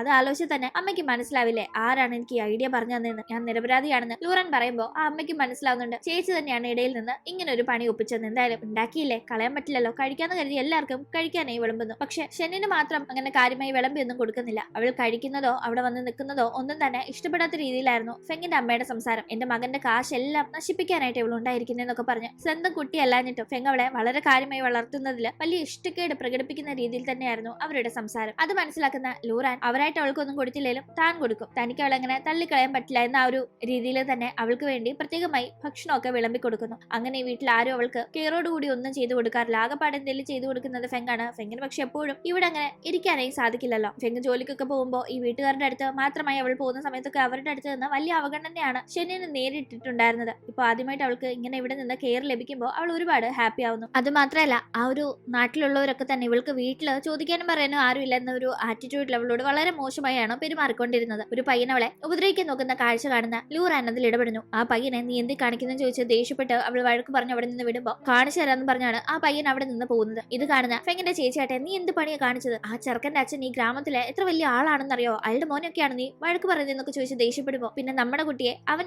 ഉപദ്രവിക്കുന്നത് കണ്ട് നോക്കിക്കൊണ്ട് നിൽക്കണോ, നിങ്ങളൊക്കെ മനുഷ്യന്മാർ തന്നെയാണെന്നല്ല ഷെന്നിനെ ഇങ്ങനെ അവഗണിച്ചവർ പെരുമാറുന്നതിന്റെ പേരിൽ ലൂറാൻ ദേഷ്യപ്പെടുന്നുണ്ട്. ഈ സമയം ആ പയ്യനും അച്ഛനും അങ്ങോട്ടേക്ക് എത്തുകയും ലൂറാനോട് വഴക്കുണ്ടാക്കുകയും ചെയ്യുന്നു. ലൂറാനും ഒട്ടും പേടിക്കാതെ എതിർത്ത് നിൽക്കുന്നുണ്ട്. പക്ഷെ അവളെ കുറച്ച് ആളുകളെ ചേർന്ന് ഉപദ്രവിക്കാനായി നോക്കുമ്പോഴേക്കും അവിടേക്ക് ഫെങ് എത്തുന്നു. തുടർന്ന് ഫെങ് അപ്പോഴാണ് ഇതുപോലെ കാര്യങ്ങൾ ഷൻ ഫേസ് ചെയ്യുന്നുണ്ടായിരുന്നു എന്ന് അറിയുന്നത്. അവൻ ഒട്ടും പേടിച്ചു നിൽക്കാതെ അതിനെതിരെ ശക്തമായി പ്രതികരിക്കുന്നു. ഫെങ്ങിന്റെ ഭാഗത്ത് നിന്ന് അങ്ങനെ ഒരു പ്രതികരണം പ്രതീക്ഷിച്ചിട്ടില്ലാത്തവർ ആകെ ഭയപ്പെട്ടു പോകുന്നുണ്ട്. അവർ വേഗം തന്നെ അവിടെ നിന്ന് സ്ഥലം വിടുമ്പോഴേക്കും ലൂറാൻ ഫെങ്ങിനോട് അവൾ കാരണമാണല്ലോ ഫെങ്ങിന് ഇങ്ങനെ ഒരു ബുദ്ധിമുട്ട് ഉണ്ടായതെന്ന് പറഞ്ഞ് സോറി പറയുമ്പോൾ എനിക്കൊരു ബുദ്ധിമുട്ടും ഉണ്ടായില്ല, ഇങ്ങനെ ഒരു സംഭവം ഇപ്പൊ നടന്നതുകൊണ്ട് എന്റെ മകൾ ഇത്രയും ബുദ്ധിമുട്ടുകൾ ഇവിടെ ഞാനില്ലാത്ത സമയത്ത് അനുഭവിക്കുന്നുണ്ടായിരുന്നു എന്ന് എനിക്ക് മനസ്സിലാക്കാൻ കഴിഞ്ഞു, അല്ലെങ്കിൽ ഇതൊക്കെ ഞാൻ അറിയാതെ പോവില്ലായിരുന്നു, അവൾ വീണ്ടും വീണ്ടും കഷ്ടപ്പെടുകയല്ലേ ഉണ്ടായിരുന്നുള്ളൂ എന്ന് ഫെങ്ങിന് ഇതൊക്കെ കണ്ട് സങ്കടാവുന്നുണ്ട്. അങ്ങനെ ആ ഒരു സംഭവങ്ങൾക്കൊക്കെ ശേഷം ഫെങ്ങും അവന്റെ കുറച്ച് സ്റ്റാഫ്സും അവിടെ ഭക്ഷണം കഴിക്കാനായി വന്നിട്ടുണ്ടായിരുന്നു. അവർക്ക് ലൂറാൻ അവൾ ഉണ്ടാക്കിയ ഡിഷൊക്കെ വിളമ്പി കൊടുക്കുന്നു. കൂടാതെ അവൾ ഭക്ഷണം കഴിക്കാനായി ഇരിക്കുന്ന ടീം ഫെങ്ങിന്റെ അമ്മയും ചേച്ചിയൊക്കെ മാറിയാണ് ഇരിക്കുന്നത്. അവിടെ ഇരിക്കാതെ ലൂറാനെ അടുത്ത് തന്നെ ഇരുത്തി ഫെങ് അവളോട് സംസാരിക്കുന്നൊക്കെയുണ്ട്. ഇത് അമ്മയ്ക്കോ സിസ്റ്റർക്കോ വലിയ ഇഷ്ടപ്പെടുന്നൊന്നുമില്ല. സിസ്റ്റർ ആകട്ടെ ഇവിടെ ഇരുന്ന് ഇവരുടെ കാര്യങ്ങളൊക്കെ ഒന്ന് കേട്ട് മനസ്സിലാക്കാമെന്ന രീതിയിൽ വരുമ്പോഴേക്കും ഫെങ് അതിനൊരു ഇടവരുത്താതെ അവർക്ക് അവിടെ ഇരുന്ന് കാര്യങ്ങൾ കേൾക്കാൻ ഒരു അവസരം കൊടുക്കാതെ നൈസായിട്ട് ഒഴിവാക്കുന്നുണ്ട്. എന്നാലും അവിടെ ഇരുന്ന് സംസാരിക്കുന്ന ടീമാണ്. ഇവർക്ക് ഇപ്പൊ ഓർഡർ കുറവാണ്, ഇവർ ഒരു ഡെലിവറി ഏജൻസി കണക്ക് വർക്ക് ചെയ്യുന്നവരാണ്. ഈ അടുത്ത ഇവർക്ക് ഓർഡർ ഒക്കെ കുറവാണ്, കുറച്ച് ഓർഡർ ബൾക്കായി കിട്ടിയിരുന്നെങ്കിൽ എത്ര നല്ലതായിരുന്നു, അതിന്റെ കാര്യങ്ങളൊക്കെ കാര്യങ്ങളൊക്കെ നോക്കാനായി ടൗണിലേക്ക് പോകണം എന്നൊക്കെ അവർ സംസാരിക്കുന്നത് ലൂറാൻ കേൾക്കുന്നു. ഫെങ്ങിനോട് അവൾ വളരെ ആഗ്രഹത്തിൽ അത് കേട്ടപാട് തന്നെ ടൗണിലേക്ക് അടുത്ത തവണ പോകുമ്പോൾ എന്നെയും കൊണ്ടുപോകാവോ, എനിക്ക് അവിടെ ചില സാധനങ്ങൾ വാങ്ങാനായിട്ടുണ്ടെന്നൊക്കെ പറയുന്ന ടീം, നിനക്ക് ടൗണിൽ പോകണമെങ്കിൽ ഞാൻ ടൗണിൽ പോകുന്നത് നോക്കിയിരിക്കേണ്ട, നിനക്ക് എപ്പോൾ പോകണോ അപ്പൊ പറഞ്ഞാൽ ഞാൻ കൊണ്ടുപോയില്ല, എന്തായാലും ഞങ്ങൾ ഉടനെ പോകുന്നുണ്ട്, അപ്പൊ ഞങ്ങളുടെ കൂടെ പോന്നേക്കെന്ന് അവൻ പറയുന്നു. അങ്ങനെ അവർ ജോലി സംബന്ധമായ ആവശ്യങ്ങൾക്ക് ടൗണിൽ പോകുമ്പോൾ ലൂറാനും കൂടെ പോകുന്നു. അവളെ അവിടെ ആക്കിയ ശേഷം അവളുടെ ഷോപ്പിംഗ് നടക്കട്ടെ, അപ്പോഴേക്കും തന്റെ ജോലി തീർത്തിട്ട് വരാമെന്ന് പറഞ്ഞ ഫെങ് അവളെ ഒറ്റയ്ക്ക് നിർത്തി പോവാണ്. ഈ സമയത്താണ് അവിടെ രണ്ടുപേർക്കിടയിൽ നടക്കുന്ന കോൺവെർസേഷൻ ലൂറാൻ ശ്രദ്ധിക്കുന്നത് വളരെ യാദൃശികമായി. അതൊരു ഫാക്ടറി ഓണർ ആളുടെ പ്രോഡക്റ്റ് ഡെലിവറി ചെയ്യുന്നതിനെ പറ്റി ഡെലിവറി ഏജൻസി നടത്തുന്ന ഒരാളോട് സംസാരിക്കുകയാണ്. പക്ഷെ അയാൾ വലിയ തുകയ്ക്കൊക്കെയാണ് ഓർഡർ ഡെലിവറി ചെയ്യുള്ളൂ എന്ന് പറയുന്നത്. ആ തുകയ്ക്കൊന്നും ഡെലിവറി ചെയ്താൽ ഈ ഫാക്ടറി ഓണർക്ക് മുതലാവില്ല. അതുകൊണ്ട് അതിന്റെ പേരിൽ ബാർഗൈനിങ് നടക്കുന്നുണ്ടെങ്കിലും ഈ ഡെലിവറി ചെയ്യുന്ന ആളുകൾ ആ നാട്ടിൽ വളരെ കുറവാണ്, ഡെലിവറി ബോയ്സും അതിന്റെ ഏജന്റായി നിൽക്കുന്ന ആൾക്കാരും ഒക്കെ തന്നെ. അതുകൊണ്ട് അയാൾ വളരെ ഹുങ്കില് ഞാൻ പറയുന്ന തുകയ്ക്ക് നിങ്ങൾ സമ്മതിക്കുകയാണെങ്കിൽ മാത്രമേ നിങ്ങളുടെ പ്രോഡക്റ്റ് സമയത്ത് നിങ്ങൾ ഉദ്ദേശിക്കുന്നിടത്ത് എത്തിക്കാൻ സാധിക്കൂ. അതുകൊണ്ട് എന്നോട് ബാർഗൈൻ ചെയ്യാൻ നിൽക്കാതെ മര്യാദയ്ക്ക് ഓർഡർ തരാൻ നോക്കുന്നു പറഞ്ഞ് അയാൾ പോകുമ്പോഴേക്കും ആ ഫാക്ടറി ഉടമയ്ക്ക് ആ പറഞ്ഞ തുകയ്ക്ക് അത് കൊടുക്കാനേ സാധിക്കില്ല. അതുകൊണ്ട് അയാളാകെ അവിടെ വിഷമിച്ച് നിൽക്കുന്ന കാഴ്ച ലൂറാൻ കണ്ടിരുന്നു. അതുകൊണ്ട് തന്നെ അവൾ അയാളുടെ അടുത്തേക്ക് ചെന്ന് കാര്യം തിരക്കുമ്പോൾ ആദ്യം അയാളൊന്നും പറയുന്നില്ലെങ്കിലും അവൾ കാര്യങ്ങൾ കേട്ടു, എനിക്ക് നിങ്ങളെ ഹെൽപ്പ് ചെയ്യാൻ പറ്റുമെന്ന് പറഞ്ഞ കാര്യങ്ങൾ ചോദിക്കുമ്പോൾ ഇങ്ങനെയാണ് കാര്യമെന്ന് അയാൾ വ്യക്തമാക്കുന്നുണ്ട്. അത് കേൾക്കുന്നവൾ നിങ്ങളുടെ ആ പ്രോഡക്ട്സ് നിങ്ങൾ പറയുന്നിടത്ത് പറയുന്ന സമയത്ത് നിങ്ങളുടെ ആ റേറ്റിന് ഡെലിവറി ചെയ്യാനുള്ള അറേഞ്ച്മെന്റ്സ് ഞാൻ ചെയ്യാം, പക്ഷെ അങ്ങനെ ചെയ്തു കഴിഞ്ഞാൽ ഒരു ഉറപ്പ് നിങ്ങൾ തരണം, അതിനുശേഷം നിങ്ങളുടെ ഫാക്ടറിയുടെ എല്ലാ ഓർഡേഴ്സും ഡെലിവറി ചെയ്യാനായിട്ടുള്ള കാര്യങ്ങൾ ഞങ്ങൾക്ക് തന്നെ തരൂ. അങ്ങനെയാണെങ്കിൽ ഓക്കെ എന്നും പറഞ്ഞ് അവൾ സംസാരിക്കുമ്പോൾ അയാൾ കാര്യങ്ങൾ കൂടുതൽ വിശദമായി സംസാരിക്കാനായി അവളെ കൂട്ടിക്കൊണ്ടു പോകുന്നു. അങ്ങനെ കാര്യങ്ങൾ സെറ്റ് ചെയ്യുന്നു. ഇവരാകട്ടെ ആ ഒരു വർക്കിന് റെഡിയാണ്, പിന്മാറില്ല എന്നൊരു ഉറപ്പ് ആ ഒരു ഫാക്ടറി ഉടമയ്ക്ക് കിട്ടാനേ അവരുടെ അടുത്ത് നിന്ന് കുറച്ച് തുക ഒരു ഡെപ്പോസിറ്റ് കണക്ക് ചോദിക്കുന്നുണ്ട്. ഒരു 5000 യുവാനാണ് ചോദിക്കുന്നത്. അത് ഇവർ വർക്ക് ചെയ്യുമ്പോൾ തിരിച്ചു കൊടുക്കാമെന്നും പറയുന്നു. അങ്ങനെ അവളാകട്ടെ അവളുടെ കയ്യിൽ ആ ഒരു കല്യാണത്തിന്റെ ചിലവ് കാശും പിന്നെ ഫെങ് കൊടുത്ത കാശും ഒക്കെ ഉണ്ടല്ലോ, അതൊക്കെ ചേർത്ത് ഒരു 5000 യുവാൻ വേഗം തന്നെ അയാൾക്ക് കൊടുത്ത് ഡീൽ ഉറപ്പിക്കുന്നുണ്ട്.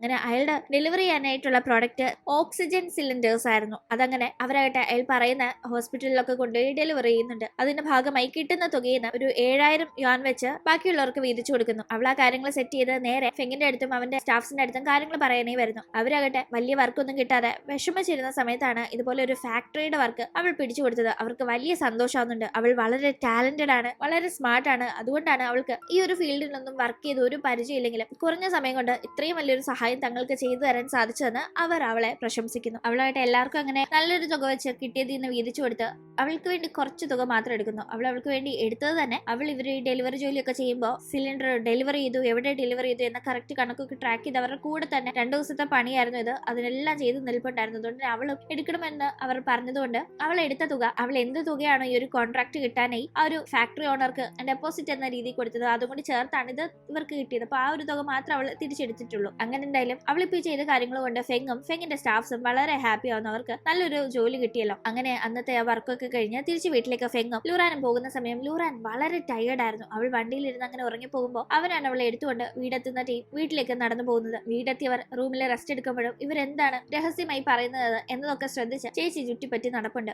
ആ സമയത്ത് അവൻ ബാക്കി എല്ലാവർക്കും അത്രയും തുക വീതിച്ചു കൊടുത്തിട്ട് അവൾ എന്തുകൊണ്ട് കുറച്ച് തുക മാത്രം എടുത്തു എന്നൊക്കെയുള്ള കണക്കൊക്കെ ചോദിക്കുന്നുണ്ട്. അവളും പണി എടുത്തതുകൊണ്ട് അവളും അതിന്റെ പങ്ക് പറ്റേണ്ടതായിരുന്നില്ല എന്നെല്ലാം അവൻ ചോദിക്കുമ്പോൾ എനിക്ക് അതൊന്നും എടുക്കാൻ താല്പര്യം ഉണ്ടായിരുന്നില്ല എന്ന് അവൾ ആ കാര്യങ്ങളൊക്കെ പറയുന്നു. ഇവർക്കപ്പോ എന്തോ വലിയ കോൾ ഒത്തിട്ടുണ്ടെന്ന് ഈ ഒരു സംസാരം ഒളിച്ചു നിന്ന് കേൾക്കുന്ന ഫെങ്ങിന്റെ ചേച്ചിയായിട്ട് പിന്നീട് അവിടെയുള്ള ടീം ഇവർക്ക് ഇനി ഫാക്ടറിയിൽ നിന്ന് ബൾക്ക് ഓർഡേഴ്സ് ലഭിച്ചു കഴിഞ്ഞാൽ അപ്പോൾ കുറച്ചുകൂടെ സ്റ്റാഫ്സ് ഉണ്ടെങ്കിൽ പണി എളുപ്പമാവുന്ന ചിന്തിച്ച് ലൂറാൻ ചേച്ചിയുടെ ഹസ്ബൻഡിനോട്, പുള്ളിക്കാരൻ അവിടെ വലിയ പണിയൊന്നും ഇല്ലാതെ ചുമ്മാ ചൊറിയും കുത്തിയിരിക്കുകയാണ് എന്നറിയാവുന്നത് കൊണ്ട് 3000 യുവാൻ തരാൻ ജോലിക്ക് വരാമോ എന്ന് ചോദിക്കുന്നുണ്ട്. പക്ഷെ ചേച്ചിക്ക് അത് വലിയ അപമാനമായി തോന്നുന്നുണ്ട്. 3000 യുവാനൊന്നും എന്റെ ഭർത്താവിനെ നിങ്ങളുടെ കൂടെ ഞാൻ ജോലിക്ക് വിടില്ല, നിങ്ങളൊക്കെ വലിയ വലിയ കാശ് ജോലി ചെയ്ത് നേടിയിട്ട് കുഞ്ഞു തുകയ്ക്കാണോ ഞങ്ങളെ വിളിക്കുന്നതെന്നുള്ള ആറ്റിറ്റ്യൂഡില് ചേച്ചി അതിന് തടസ്സം പിടിക്കുന്നു. ലൂറാനാകട്ടെ ഫെങ്ങിന്റെ അമ്മയോട് നാട്ടില് അമ്മയ്ക്ക് പരിചയമുള്ള ആർക്കെങ്കിലും ജോലിക്ക് വരാൻ താല്പര്യം ഉണ്ടെങ്കിൽ അവരെയും കൂടി അറിയിക്കണമെന്ന് പറഞ്ഞിട്ടുണ്ടായിരുന്നു. അങ്ങനെ അവര് പറഞ്ഞത് പ്രകാരം ആരൊക്കെയോ എത്തുന്നുണ്ട്. പക്ഷെ അവരോടും ചേച്ചി ഇവര് നിങ്ങളെ കൊണ്ട് ഒരുപാട് പണിയെടുപ്പിച്ച് വളരെ കുറഞ്ഞ തുകയെ നിങ്ങൾക്ക് തരൂ, അതുകൊണ്ട് ഇവര് പറയുന്ന തുകയ്ക്കൊന്നും സമ്മതിച്ചേക്കരുതെന്നൊക്കെ പറഞ്ഞ് ബ്രെയിൻ വാഷ് ചെയ്യുന്നുണ്ടായിരുന്നു. അവരത് പ്രകാരം കൂടിയ തുക ചോദിക്കുമ്പോൾ ആ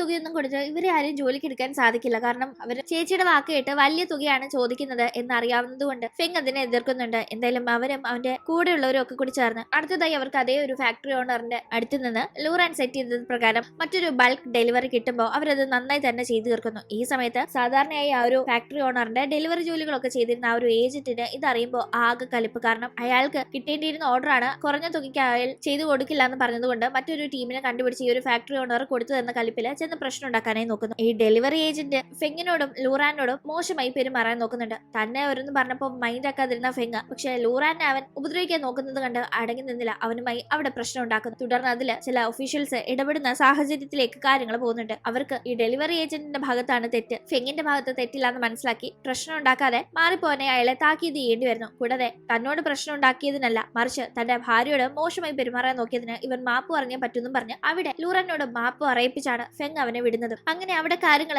ഇവർക്ക് കുഴപ്പമില്ലാത്ത രീതിയിൽ നടന്നതിന്റെ ചെറിയൊരു ആഘോഷത്തിന് അവരെല്ലാം ഒന്നിച്ച് ഭക്ഷണം കഴിക്കാനും ഡ്രിങ്ക്സ് അടിക്കാനും പോകുന്നു. ഈ സമയത്തൊക്കെ തന്നെ ഫെങ്ങിന്റെ പയ്യന്മാരൊക്കെ അവരെ കളിയാക്കുന്നുണ്ട്. ലൂറാനോട് ഫെങ്ങിന് എന്ത് കെയർ ആണ് എന്ന കാര്യം പറഞ്ഞ് ഫെങ്ങാണെ അത് കേട്ടൊന്നും മിണ്ടാതെ മാറി പോകുമ്പോഴേക്കും ഫെങ് തന്നെ വളരെ കെയറോട് കൂടിയാണ് പരിചയപ്പെട്ട ആ ഒരു സമയം തൊട്ട് നോക്കുന്നതെന്ന് ലൂറാൻ അറിയാം. അവൾ അതുകൊണ്ട് തന്നെ ഫെങ്ങിനോട് ഒരു താല്പര്യം തോന്നി തുടങ്ങിയതിന്റെ ഭാഗമായി ഫെങ്ങിനെ പറ്റി ഈ പയ്യന്മാരോട് കൂടുതൽ ചോദിച്ചറിയാനായി ശ്രമിക്കുന്നുണ്ട്. കാരണം ഫെങ്ങിനോട് ഇവർ കുറെ നാളുകളായി വർക്ക് ചെയ്യുന്നവരാണല്ലോ. ഫെങ്ങിന് വേറെ റിലേഷൻഷിപ്പ് ഒന്നും ഉണ്ടായിരുന്നില്ല, താനാണ് അവന്റെ ഫസ്റ്റ് ലവ് എന്നൊക്കെ ഇവർ പറയുന്നത് കേട്ട് അവൾക്ക് ചിരി വരുന്നുണ്ട്. എന്തായാലും അന്ന് അവിടെ ഡ്രിങ്ക്സ് അടിച്ച് അത്യാവശ്യം ഫിറ്റ് ആയാണ് അവൾ തിരിച്ച് അവന്റെ കൂടെ വീട്ടിലേക്ക് ചെല്ലുന്നത്. അവളെ റൂമിൽ കൊണ്ടുവന്ന് കിടത്താനെ അവൻ നോക്കുമ്പോഴേക്കും അവനെ വിടാതെ അവൾ വട്ടം പിടിക്കുന്നുണ്ട്. അവൾ ഡ്രിങ്ക്സ് അടിച്ചതിന്റെ പുറത്താണ് ഇങ്ങനെയൊക്കെ കാണിക്കുന്നതെന്ന് അറിയാവുന്ന അവൻ നീ എന്തേ കാണിക്കുന്നതെന്നൊക്കെ ചോദിച്ച് അവളെ പിടിച്ചു മാറ്റാനായി നോക്കുമ്പോൾ അവൾ വിടുന്ന മട്ടില്ല. പക്ഷെ അപ്പോഴേക്കും എന്തിവിടെ നടക്കുന്നതെന്ന് ചോദിച്ച് ഷെൻ അങ്ങോട്ടേക്ക് എത്തുമ്പോഴേക്കും ആ ഒരു ചാൻസ് മുതലാക്കി വേഗം അവിടെ നിന്ന് ഫെങ് എസ്കേപ്പ് ആയി പോകുന്നു. അങ്ങനെ ഫെങ്ങിന്റെയും ലൂറാന്റെയും ലൈഫ് മുന്നോട്ട് പോവുകയാണല്ലോ. ലൂറാൻ അവളുടെ വീട്ടിലെ പ്രശ്നങ്ങൾ ഉണ്ടാക്കാനായി ചേച്ചി നോക്കുമ്പോഴൊക്കെ തന്നെ ഒരുവിധം അത് സോൾവ് ആക്കി വിടുകയാണ് ഫെങ്. ഇതിന്റെ ഇടയിൽ ലൂറാൻ കുക്ക് ചെയ്യുന്ന സമയത്ത് അവർ കൊണ്ടേ അവൾ കുക്ക് ചെയ്യുന്ന ഫുഡിൽ എന്തോ ഒന്ന് ചേർക്കുന്നുണ്ട്. അവൾ അവരുടെ കുക്കിംഗ് കഴിഞ്ഞ ഫുഡിൽ എല്ലാം ഉണ്ടോ എന്നൊക്കെ ഒന്ന് ചെക്ക് ചെയ്യാനായി ഒന്ന് ടേസ്റ്റ് ചെയ്യുമ്പോഴേക്കും അവൾക്ക് അത് ഫുഡ് പോയിസൺ ആയി മാറുന്നു. അതിന്റെ ഭാഗമായി അവൾക്ക് ഭയങ്കരമായ ക്ഷീണവും വയ്യാഴികയും ഒക്കെ വരുന്നുണ്ട്. പക്ഷെ ഇതൊക്കെ കണ്ട് അവളുടെ വോമിറ്റിംഗ് ടെൻഡൻസി ഒക്കെ കണ്ട് തെറ്റിദ്ധരിക്കുന്ന ഫെങ്ങിന്റെ അമ്മ അവൾ പ്രഗ്നന്റ് ആണെന്ന് കരുതുന്നുണ്ട്. അവർക്ക് അവളെ കല്യാണം കഴിച്ചതൊന്നും വലിയ താല്പര്യമില്ലാത്ത കാര്യമായിരുന്നു. പക്ഷെ അവളിങ്ങനെ പ്രഗ്നന്റ് ആണെന്ന് തെറ്റിദ്ധരിക്കുമ്പോൾ അവർക്ക് തന്റെ മകൻ ഒരു അച്ഛനാവാൻ പോകുന്നു, അവൻ ഇത്രയും നാള് വേറൊരാളുടെ കുട്ടിയെ വളർത്തി അങ്ങനെ ഒരു അച്ഛനായി നിന്ന് അവൻ സ്വന്തമായി ഒരു അച്ഛനാവാൻ പോകുന്ന എന്ന രീതിക്ക് ഭയങ്കരമായി സന്തോഷം വരുന്നു. അതുകൊണ്ട് തന്നെ അവർ ഭയങ്കര കാര്യമായി ലൂറാനോട് പെരുമാറാൻ തുടങ്ങുന്നു. പക്ഷെ ലൂറാൻ ഇതിന്റെ ഗുട്ടൻസ് മനസ്സിലാവുന്നില്ല. ഈ സമയം ചേച്ചിയാകട്ടെ അവർക്ക് കല്യാണം കഴിഞ്ഞ് കുറെ വർഷങ്ങളായിട്ടും കുട്ടിയൊന്നും ഉണ്ടായിട്ടില്ല. പ്രത്യേകിച്ച് ലൂറാനോടൊക്കെ ഉള്ള ഇഷ്ടക്കേട് കൊണ്ടും ഇപ്പോൾ ലൂറാൻ ഇങ്ങനെ പ്രഗ്നന്റ് ആണ് എന്ന കാര്യം അറിയുന്നതിന്റെ ഒരു ഇഷ്ടക്കേട് കൊണ്ടും അവർ ഒരു കാര്യം ചെയ്യുന്നുണ്ട്. അവരാകട്ടെ ലൂറാൻ യഥാർത്ഥത്തിൽ പ്രഗ്നന്റ് ആണെന്ന് കരുതി അവൾക്ക് ആ ഒരു കുഞ്ഞിനെ കളയാനായിട്ടുള്ള മരുന്ന് വാങ്ങാനായി ഒരു ഹോസ്പിറ്റലിലേക്ക് ചെല്ലുന്നു. ഹോസ്പിറ്റൽ എന്ന് പറഞ്ഞാൽ ഒരു ഡോക്ടർ അനധികൃതമായി നടത്തുന്ന ഒരു ക്ലിനിക്കാണത്. ഇതേ ടീം ലൂറാന്റെ വയ്യാഴിക കണ്ട് ഫെങ് അവളെ വേഗം എടുത്ത് ഹോസ്പിറ്റലിൽ കൊണ്ടുപോകുമ്പോഴാണ് പേടിക്കാനൊന്നുമില്ല, ഫുഡ് പോയിസൺ ആണ്, വലിയ കുഴപ്പമൊന്നും ഇല്ല എന്ന് മനസ്സിലാവുന്നത്. അങ്ങനെ ഇവർ രണ്ടുപേരും തിരിച്ചു വരുമ്പോൾ ഈ ഒരു ക്ലിനിക്കിലേക്ക് പോയ ചേച്ചി ഇവർ കണ്ടിട്ടുണ്ടായിരുന്നു. പക്ഷെ ഫെങ്ങിന് ലൂറാനിട്ട് പണി കൊടുക്കാനായിട്ടാണ് ചേച്ചി പോയിരിക്കുന്നത് എന്നതറിയില്ല. ഒരു പക്ഷെ ചേച്ചിക്ക് കുഞ്ഞൊന്നും ഇല്ലല്ലോ, അപ്പൊ അതിന്റെ ട്രീറ്റ്മെന്റിനും കാര്യങ്ങൾക്കും ഇവിടെ പോകാറുണ്ട്, ആ രീതിയിൽ പോയതാണെന്ന് വിചാരിക്കുന്നുള്ളൂ. അങ്ങനെ ലൂറാനും ഫെങ്ങും തിരിച്ച് വീട്ടിലേക്ക് എത്തിക്കഴിയുമ്പോഴേക്കും ചേച്ചി ആകട്ടെ ആ ഒരു ഡോക്ടറോട് സംസാരിച്ച് അവർക്കും ആ ഡോക്ടർക്കും ഇടയിലുള്ള ഒരു ബന്ധത്തിന്റെ ഭാഗമായി ചോദിച്ച് മേടിച്ച കുഞ്ഞിനെ കളയാനായിട്ടുള്ള മരുന്ന് കൊണ്ടുവരികയും അത് ഫെങ് അറിയാതെ ലൂറാനെ കുടിക്കാനുള്ള സൂപ്പിൽ മിക്സ് ചെയ്ത് ഫെങ്ങിനെ കൊണ്ട് തന്നെ കുടിപ്പിക്കുകയും ചെയ്യുന്നു. അത് എന്താണെന്ന് അറിയാതെ കഴിച്ച് ലൂറാൻ ആകെ വയ്യാഴിക്കാവുന്നുണ്ട്. വയ്യാഴിക എന്ന് പറഞ്ഞാൽ ഒരു കുഞ്ഞുള്ള ആൾ ഇത് കഴിച്ചാൽ ഉണ്ടാവുന്നതിന്റെ നേരെ ഓപ്പോസിറ്റ് ഒരു കാര്യങ്ങളാണ് അവളുടെ ശരീരത്തിൽ കുഞ്ഞില്ലാത്ത അവൾക്ക് ഇത് കൊടുത്തത് കൊണ്ട് തന്നെ സംഭവിക്കുന്നത്. അവൾക്ക് വളരെ ഹോട്ടായി ഫീൽ ചെയ്യുകയും അവൾ ഫെങ്ങിനോട് അടുക്കാനായി ശ്രമിക്കുകയും ചെയ്യുന്നു. ഫെങ്ങിന് ഇവൾ വളരെ അംബീഷ്യസ് ആയ ഒരു പെൺകുട്ടിയാണ്. ഇവൾ ഒരിക്കലും ബോധത്തോടെ തന്നോട് ഇപ്പോൾ ഈ രീതിയിൽ സമീപിക്കില്ല. ഇവൾക്ക് പഠിക്കണം, ജോലി നേടണം എന്നതൊക്കെയാണ് പ്രയോറിറ്റി, അല്ലാതെ ഒരിക്കലും ഇവൾ ഇത് ചെയ്യില്ല എന്ന് മനസ്സിലാക്കുന്നവൻ അവൾ ബോധമില്ലാത്ത അവസ്ഥയിൽ എന്തൊക്കെയോ കാട്ടിക്കൂട്ടുകയാണെന്ന് മനസ്സിലാക്കി അതിൽ നിന്ന് ഒഴിഞ്ഞു മാറുന്നുണ്ട്. അവൻ ആ ഒരു അവസരം ഒന്നും മുതലാക്കാനായി നിൽക്കുന്നില്ല. അങ്ങനെ അവനായിട്ട് നീ ഇത് ചെയ്യരുത്, നമ്മുടെ ഫേക്ക് മാരേജ് ആണ്, അത് നീ മറക്കരുതെന്നൊക്കെ പറഞ്ഞ് അവളെ തടയാൻ നോക്കുന്നത് ഇവരുടെ മുറിയിൽ എന്താണ് നടക്കുന്നത് എന്നറിയാനായി എത്തി നോക്കുന്ന ചേച്ചി കേൾക്കുന്നുണ്ട്. ഇവരുടെ ഇതപ്പോ ഫേക്ക് മാരേജ് ആയിരുന്നു എന്ന് ചേച്ചി ഒന്ന് ഞെട്ടുന്നു. എന്തായാലും അടുത്ത ദിവസം നമ്മൾ ലൂറാനെ കാണുമ്പോൾ ഫെങ് അവളെ മൊത്തത്തിൽ ചുറ്റി വരിഞ്ഞ് കെട്ടിവെച്ചിരിക്കുകയാണ്. എന്താണെന്ന് മനസ്സിലാവാതെ കഴിഞ്ഞ ദിവസം ചെയ്തതിനെ പറ്റിയൊന്നും ഒരു ബോധവും ഇല്ലാതെ ലൂറാൻ ചോദിക്കുമ്പോൾ എനിക്ക് വേറെ വഴി ഉണ്ടായിരുന്നില്ല, നിന്റെ അടുത്തുനിന്ന് എന്നെ പ്രൊട്ടക്ട് ചെയ്യാനായിട്ട് എനിക്കിത് ചെയ്യേണ്ടി വന്നു എന്ന് അവൻ പറഞ്ഞു. എന്തായാലും ഫെങ്ങും ലൂറാനും അറിയാതെ അവരുടെ ഇപ്പോ ഫേക്ക് മാരേജ് എന്ന ഒരു രഹസ്യം മനസ്സിലാക്കിയിരിക്കുന്ന ചേച്ചി അവർക്കിട്ടൊരു പണി പ്ലാൻ ചെയ്യുന്നുണ്ടായിരുന്നു. അതിന്റെ ഭാഗമായി ലൂറാൻ പ്രഗ്നന്റ് ആണെന്ന് കരുതിയിരിക്കുന്ന ഫെങ്ങിന്റെ അമ്മയോട് പറഞ്ഞ ലൂറാന്റെ ചെക്കപ്പിന് വേണ്ടി തനിക്ക് പരിചയമുള്ള ഡോക്ടറെ ചേച്ചി വിളിച്ചോണ്ട് വരുന്നു. അങ്ങനെ ആ ഡോക്ടർ വന്ന് പരിശോധിക്കുമ്പോഴേക്കും ലൂറാൻ പ്രഗ്നന്റ് ആണ്, കൺഗ്രാറ്റുലേഷൻ എന്ന് ഡോക്ടർ കൺഫേം ചെയ്ത് പറയുമ്പോൾ ലൂറാനും ഫെങ്ങും ഷോക്ക് ആവുന്നുണ്ട്. അങ്ങനൊന്നും ഇല്ലാന്ന് പറഞ്ഞവർ തർക്കിക്കുമ്പോൾ ഡോക്ടർ പക്ഷേ ഇവർ പ്രഗ്നന്റ് ആണെന്ന് തന്നെ തർക്കിച്ചോണ്ടിരിക്കുന്നു. അല്ല നിങ്ങൾ എന്തിനാ ഈ ഡോക്ടർ പറയുമ്പോൾ ഇങ്ങനെ അല്ലാന്ന് തർക്കിക്കുന്നത്, എന്താ അതിന്റെ കാര്യമെന്ന് ഇത് കേട്ട് അമ്മ ചോദിക്കുമ്പോഴേക്കും അവർക്ക് എങ്ങനെ അത് സമ്മതിക്കാൻ പറ്റും അമ്മ, കാരണം അവർ യഥാർത്ഥ ഹസ്ബൻഡും വൈഫും അല്ല, അവർ നമ്മളെ പറ്റിക്കാനായിട്ട് ഒരു ഫേക്ക് മാരേജ് നാടകമാണ് ഇവിടെ കളിക്കുന്നതെന്ന് ചേച്ചി പറയുന്ന സമയത്ത് അമ്മ അത് കേട്ട് ഷോക്ക് ആവുന്നുണ്ട്. ഇവരുടെ രഹസ്യം മനസ്സിലാക്കി പുറത്തത് കൊണ്ടുവന്ന് ഇവർക്കൊറ്റ ഒരു പ്രശ്നം കൊടുക്കാൻ വേണ്ടി തന്നെ ചേച്ചി ഒപ്പിച്ച ഒരു പണിയായിരുന്നു പരിചയക്കാരനായ ഡോക്ടറെ കൂട്ടിക്കൊണ്ടുവന്ന് ഇതുപോലെ ഒരു നാടകം. അങ്ങനെ ഒന്നും മിണ്ടാൻ പറ്റാത്ത സാഹചര്യത്തിൽ ഫെങ്ങും ലൂറാനും നിൽക്കുമ്പോഴേക്കും ശരി നീയൊക്കെ അപ്പൊ എന്നെ പറ്റിക്കാൻ വേണ്ടി ഫേക്ക് മാരേജ് ചെയ്തു അല്ലേ, പക്ഷെ ഇവൾ പ്രഗ്നന്റ് ആണെന്ന് ഡോക്ടർ പറഞ്ഞല്ലോ, അതിങ്ങനെ നടക്കും, നിനക്ക് അതിലൊരു ഉത്തരവാദിത്വം ഇല്ലെങ്കിൽ ഇവളൊരു മോശം പെൺകുട്ടിയായിട്ടല്ലേ അങ്ങനെ സംഭവിച്ചത്, ഇവളെ പോലെ ഒരുത്തിയാണോ കുടുംബത്തെ കയറ്റിയിരിക്കുന്നതെന്നൊക്കെ പറഞ്ഞു ലൂറാൻ ഒരു മോശക്കാരിയാണ്, അവൾ വേറെ ആരുടെയോ കുഞ്ഞിനെ ഫെങ്ങിന്റെ തലയിൽ കെട്ടിവെക്കാൻ പോവുകയാണ് എന്ന രീതിയിൽ ഈ ഒരു കാര്യം കേട്ട് തെറ്റിദ്ധരിച്ച് അമ്മ അവിടെ ഷൗട്ട് ചെയ്യുമ്പോഴേക്കും ലൂറാൻ അതൊന്നും കേട്ട് നിൽക്കാൻ സാധിക്കുന്നില്ല. അവളെ പറ്റി അത്ര മോശമായിട്ടായിരുന്നു അവിടെ ഈ കാര്യങ്ങൾ പറഞ്ഞ് അമ്മ പറയുന്നത്. അതുകൊണ്ട് തന്നെ അവൾ സങ്കടത്തിൽ അവിടെ നിന്ന് മാറി പോകുമ്പോഴേക്കും ഫെങ് അമ്മയോട് ദേഷ്യപ്പെടുന്നു. അമ്മ അവളെന്റെ വൈഫാണ്, അമ്മ ഈ പറയുന്ന രീതിക്ക് ഒരു പെൺകുട്ടിയല്ല അവളെ പറ്റി ഇങ്ങനെ പറയരുതെന്നും പറഞ്ഞ് അവൻ അവളുടെ പിറകെ പോകുന്നുണ്ട്. അങ്ങനെ ആകെ സങ്കടത്തിൽ നിൽക്കുന്ന ലൂറാന്റെ അടുത്തേക്ക് ചെന്ന് ഫെങ് സംസാരിക്കുമ്പോൾ അവളെ അവന് മനസ്സിലാകുമെന്നും അവൾ ഇവിടെ നിന്ന് പോകാനായിട്ടാണ് ഡോക്ടറിന്റെ കൂടെ ചേർന്ന് ഇപ്പൊ ഇങ്ങനെ ഒരു കാര്യം ചെയ്തതെങ്കിൽ അതിനവൻ തടസ്സം പിടിക്കില്ലെന്നും അവൾക്ക് പോകാൻ ഒരു തടസ്സമില്ല, അവൾ പോകട്ടെ എന്നും ഒക്കെ അവനിങ്ങനെ സംസാരിക്കുമ്പോൾ അവൾ എന്ത് ഈ പറയുന്നതെന്ന് മനസ്സിലാവാതെ ചോദിക്കുകയാണ്, അല്ല നീയായിട്ട് നിനക്ക് ഇങ്ങനെ പ്രഗ്നൻസി ഉണ്ട് എന്ന ഒരു രീതിയിൽ ഡോക്ടറെ കൊണ്ട് പറയിപ്പിച്ച് നമ്മുടെ ഫേക്ക് മാരേജിന്റെ നാടകം അമ്മയുടെ മുന്നിൽ കൊണ്ടുവന്ന് നിനക്ക് ഇവിടെ നിന്ന് പോകാനായിട്ടുള്ള പ്ലാനിങ് ആയിരിക്കും അതെന്ന് ഞാൻ കരുതിയെന്നല്ല ഫെങ് പറയുമ്പോൾ ഒരിക്കലും അങ്ങനെയൊന്നും ഞാൻ ചെയ്തിട്ടില്ല, ഇവിടെ നിന്ന് പോകണമെന്ന് ഇപ്പൊ ഞാൻ ആഗ്രഹിക്കുന്നില്ല എന്ന് അവൾ പറയുന്നുണ്ട്. അങ്ങനെ പറഞ്ഞ ശേഷം അവൾ ഇനി അവനോടുള്ള എന്തെങ്കിലും ഫീലിങ്സ് അവൾക്ക് ഉണ്ടോ എന്ന് വിചാരിക്കുമെന്ന് കരുതി അത് പിന്നെ അതിനുള്ള സമയമായിട്ടില്ല, അതുകൊണ്ട് സമയമാകുമ്പോൾ ഞാൻ അങ്ങനെ പൊക്കോളാന്ന് പറയുന്നവൾ എന്നാലും നിങ്ങൾ എന്തിനാ അമ്മയോട് ദേഷ്യപ്പെട്ട് എന്റെ പുറകെ വന്നതെന്ന് അവനോട് ചോദിക്കുമ്പോൾ പിന്നെ വരാതെ നമ്മളൊരു ഫാമിലി ആയിട്ട് ഇവിടെ കഴിയുമ്പോൾ നിനക്ക് വേണ്ടി ഞാനല്ലേ സംസാരിക്കേണ്ടത്, അതിലെന്താ ഇത്ര അതിശയമുള്ളതെന്ന് അവനും ചോദിക്കുന്നു. എന്തായാലും ആ സമയത്ത് രണ്ടുപേരും തമ്മിൽ സംസാരിച്ച് ഒരു കാര്യം ഉറപ്പിക്കുന്നുണ്ട്, ഇതിന് പിന്നിൽ എന്തോ ഒരു ചതിയുണ്ട്, അവളായിട്ട് പറയിപ്പിച്ചതല്ല, ഇവൾ പ്രഗ്നന്റും അല്ല. എന്നിട്ടും ആ ഡോക്ടർ കള്ളം പറഞ്ഞെങ്കിൽ അത് തീർച്ചയായും എന്തിനാണെന്ന് അറിയണമല്ലോ എന്ന് ഉറപ്പിക്കുന്ന ഇവർ ആ ഡോക്ടറിന്റെ അടുത്ത് പോയി അതിനെപ്പറ്റി ചോദിക്കുന്നുണ്ട്. രണ്ടെണ്ണം ഫെങ് കൊടുത്തു കഴിയുമ്പോൾ ഡോക്ടർ സത്യം പറയുന്നു, ഫെങ്ങിന്റെ ചേച്ചിയാണ് ഈ ഡോക്ടറെ അങ്ങോട്ടേക്ക് പറഞ്ഞു വിട്ടതെന്ന്, ഇവൾ പ്രഗ്നന്റ് ആണെന്ന് അവിടെ ഉറപ്പിച്ച് പറയണമെന്നും അതുവഴി ഇവരുടെ കള്ളക്കളി പൊളിക്കണമെന്നും ഒപ്പം ഈ ചേച്ചി തന്നെ ഇതിനു മുന്നേ കുഞ്ഞിനെ കളയാനായിട്ടുള്ള മരുന്നും തന്റെ കയ്യിൽ നിന്ന് മേടിച്ചുകൊണ്ട് പോയിരുന്നു എന്ന കാര്യങ്ങളും ഡോക്ടർ പറയുന്നു. ചേച്ചി എത്രത്തോളം കാര്യങ്ങള് ദുഷ്ട മനസ്സോടുകൂടി പ്ലാൻ ചെയ്താണ് ഇങ്ങനെയൊക്കെ ആക്കിയതെന്ന് മനസ്സിലാക്കുന്ന ഫെങ്ങും ലൂറാനും അത് അമ്മയുടെ മുന്നിൽ പറയുമ്പോഴേക്കും ചേച്ചി അതിനെ ശക്തമായി എതിർക്കുന്നുണ്ട്. തനിക്ക് ഇവർ പറയുന്ന കണക്ക് ഇതിലൊന്നും ഒരു പങ്കുമില്ല എന്ന് പറഞ്ഞ ചേച്ചി ഇന്നസെന്റ് ആവാനായി നോക്കുന്നു. എന്തിനേറെ ആ ചേച്ചി ഉണ്ടല്ലോ ഈ ഡോക്ടറെ തന്നെ ഇയാൾ കള്ളനാണ്, ഇവരുടെ കയ്യിൽ നിന്ന് കാശ് മേടിച്ച് തന്നെ കുറ്റപ്പെടുത്തിക്കാണെന്ന രീതിയിൽ അവിടെ സംസാരിക്കുമ്പോൾ ഡോക്ടർക്ക് ദേഷ്യം വരുന്നു. ഈ ചേച്ചി ഇതിനു മുന്നേ ചെയ്ത വലിയ തെറ്റുകളും അയാൾ അവിടെ വിളിച്ചു പോകുന്നുണ്ട്. ചേച്ചിക്കും ചേട്ടനും കുഞ്ഞുങ്ങളുണ്ടായിരുന്നില്ല, അത് ഈ ചേട്ടന്റെ കുഴപ്പം കൊണ്ടാണെന്നും പറഞ്ഞ് ചേച്ചി ഭയങ്കരമായി ഒരു ആറ്റിറ്റ്യൂഡ് ഇട്ടാണ് എപ്പോഴും പെരുമാറിക്കൊണ്ടിരുന്നത്.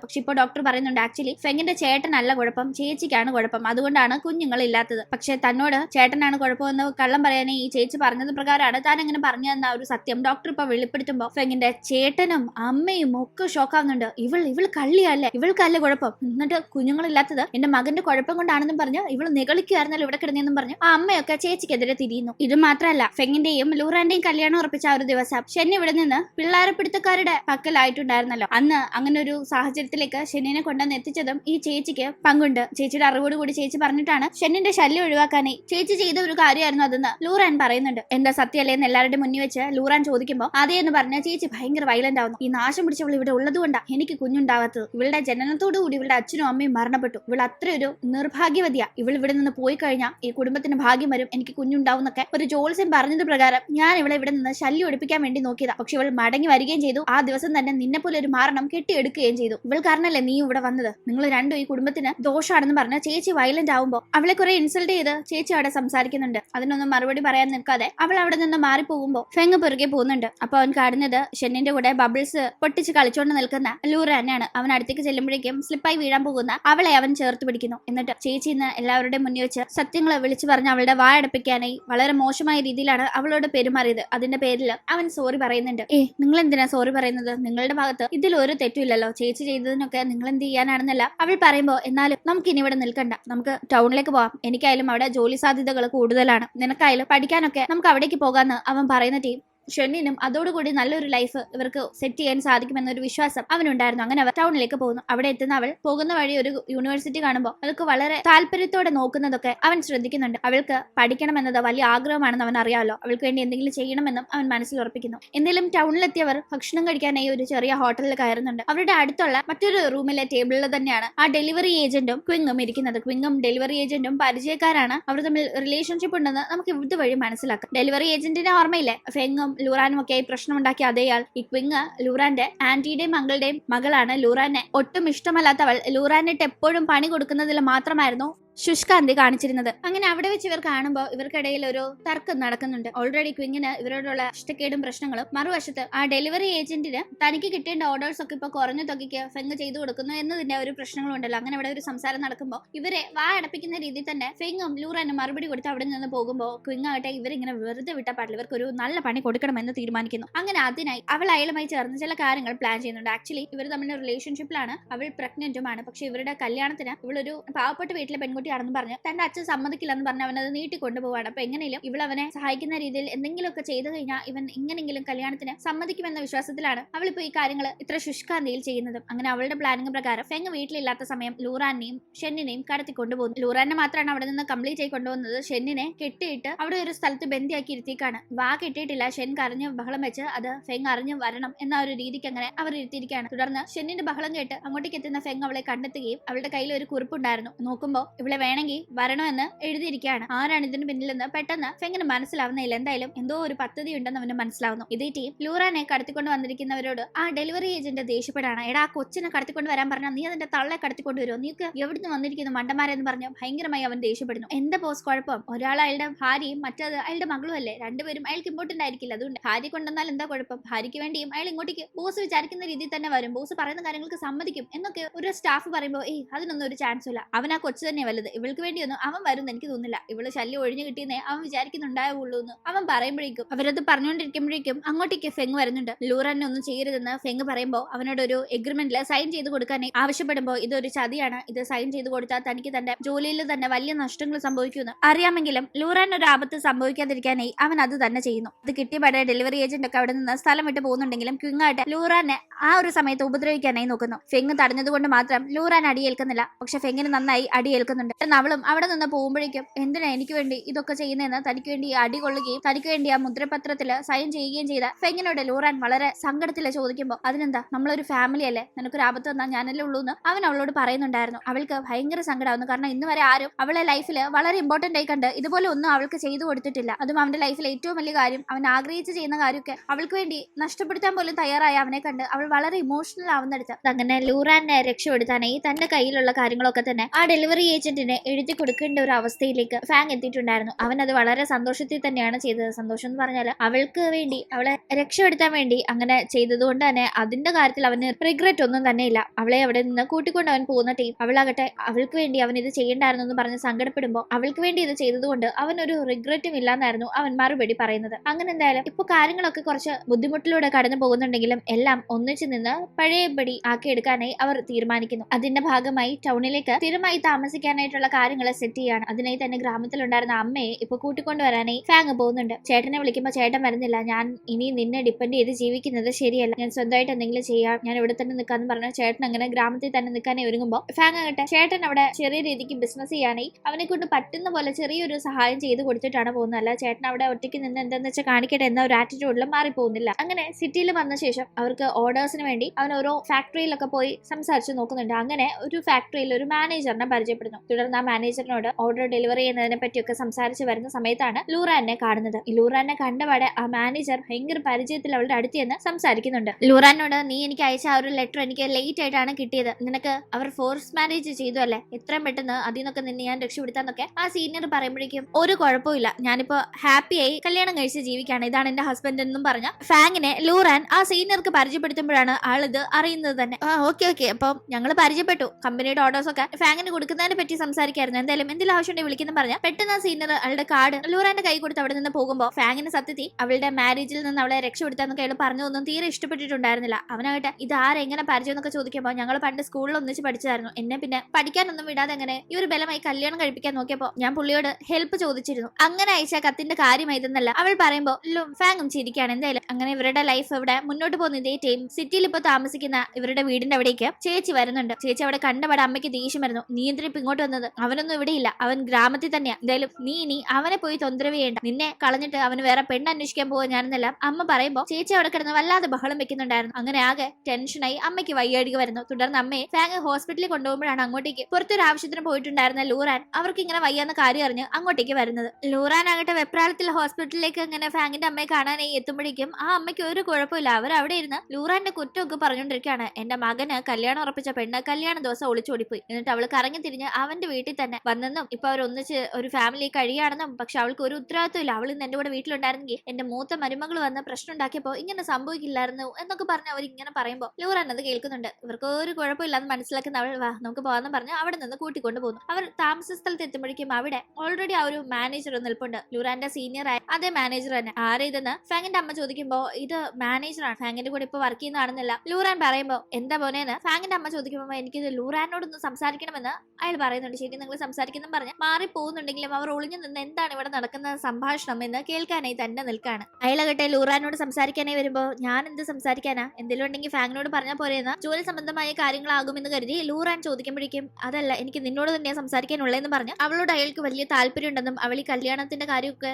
ഉപേക്ഷിച്ച് അയാളോട് വരണമെന്നും മട്ടിലായിരുന്നു അയാൾ സംസാരിക്കുന്നത്. അവൾക്കത് തീരെ ഇഷ്ടപ്പെടുന്നില്ല. അവൾ അയാളോട് മര്യാദയ്ക്ക് മാറിപ്പോകാനൊക്കെ ആവശ്യപ്പെടുമ്പോൾ അയാളാകട്ടെ അവളെ ബലമായി ദേഹത്ത് പിടിക്കാനായി നോക്കുന്നു. ദേഷ്യം വരുന്ന അവൾ അയാളെ തള്ളി മാറ്റാനായി നോക്കുമ്പോഴേക്കും അത് കണ്ടു നിന്നിരുന്ന ഫാങ്ങിന്റെ അമ്മ അങ്ങോട്ടേക്ക് ചൂലുമായി വന്ന് അയാളെ അടിച്ചോടിക്കാൻ നോക്കാണ്. മാനേജർ അവിടെ നിന്ന് ജീവനം കൊണ്ട് ഓടുന്നുണ്ടെങ്കിലും ലൂറാനെ വളരെ മോശമായി അതിനുശേഷം അവർ സംസാരിക്കുന്നുണ്ട്. നീ എന്റെ മോനെ കളഞ്ഞിട്ട് ഇവന്റെ പുറകിന് പോകാനായിട്ടുള്ള ശ്രമം അല്ലേ, നീ ഒരു ദൗർഭാഗ്യവതിയാ, നീ ജനിച്ചതോടു കൂടിയാ നിന്റെ അച്ഛനും അമ്മയും മരിച്ചത്. ഇപ്പൊ നീ എന്റെ മോന്റെ കൂടെ കൂടിയ ശേഷം എന്റെ മകനും ഒരു ഭാഗ്യമില്ലാത്തവനായി മാറിപ്പോയി, നീയാ എല്ലാ പ്രശ്നങ്ങൾക്കും കാരണമെന്നും പറഞ്ഞ് അവളെ വളരെ മോശമായി അവർ സംസാരിക്കുന്നുണ്ട്. അവളെ ഓരോന്നും പറഞ്ഞപ്പോൾ അവൾക്ക് ഫീൽ ആയില്ലെങ്കിലും അവളുടെ അച്ഛനും അമ്മയും മരിച്ചത് അവളുടെ ദൗർഭാഗ്യം കൊണ്ടാണെന്നൊക്കെ അവർ പറഞ്ഞത് അവൾക്ക് ഭയങ്കര സങ്കടമായിട്ടുണ്ടായിരുന്നു. അങ്ങനെ വളരെയധികം വിഷമമാവുന്ന ലൂറാൻ അവിടെ നിന്ന് പിണങ്ങി പോകുന്നു. അന്ന് ജോലി കഴിഞ്ഞ് വീട്ടിലേക്ക് ഫാങ് എത്തുമ്പോഴേക്കും വീട്ടിലെ ലൂറാൻ ഇല്ല, ഇങ്ങനെ അമ്മയായിട്ട് പ്രശ്നമായി, അമ്മ ഇങ്ങനെയൊക്കെ അവളെ പറഞ്ഞു എന്ന് മനസ്സിലാക്കുന്നവൻ എന്തിനമ്മ അമ്മയ്ക്കും അവൾക്കും ഇടയിൽ നടക്കുന്ന പ്രശ്നത്തില് മരിച്ചുപോയി അവളുടെ അച്ഛനും അമ്മയുടെയും കാര്യം പറഞ്ഞ് അവളെ വേദനിപ്പിക്കുന്നതെന്ന് ചോദിക്കുകയും അവളെ അന്വേഷിച്ച് അവിടെ നിന്ന് പോവുകയും ചെയ്യുന്നു. അങ്ങനെ ഒരു സ്ഥലത്ത് മാറി സങ്കടപ്പെട്ടിരിക്കുന്ന അവളെ ചെന്ന് തിരിച്ച് വീട്ടിലേക്ക് വിളിക്കാനായി നോക്കുമ്പോൾ അങ്ങനെ വരില്ല എന്ന് വാശി പിടിക്കുന്ന അവൾ പറയുന്ന ഒരു കാര്യത്തിന് അവൻ സമ്മതിക്കണം എങ്കിലേ വരുള്ളൂ എന്ന് പറയുന്ന ടീം അവൾ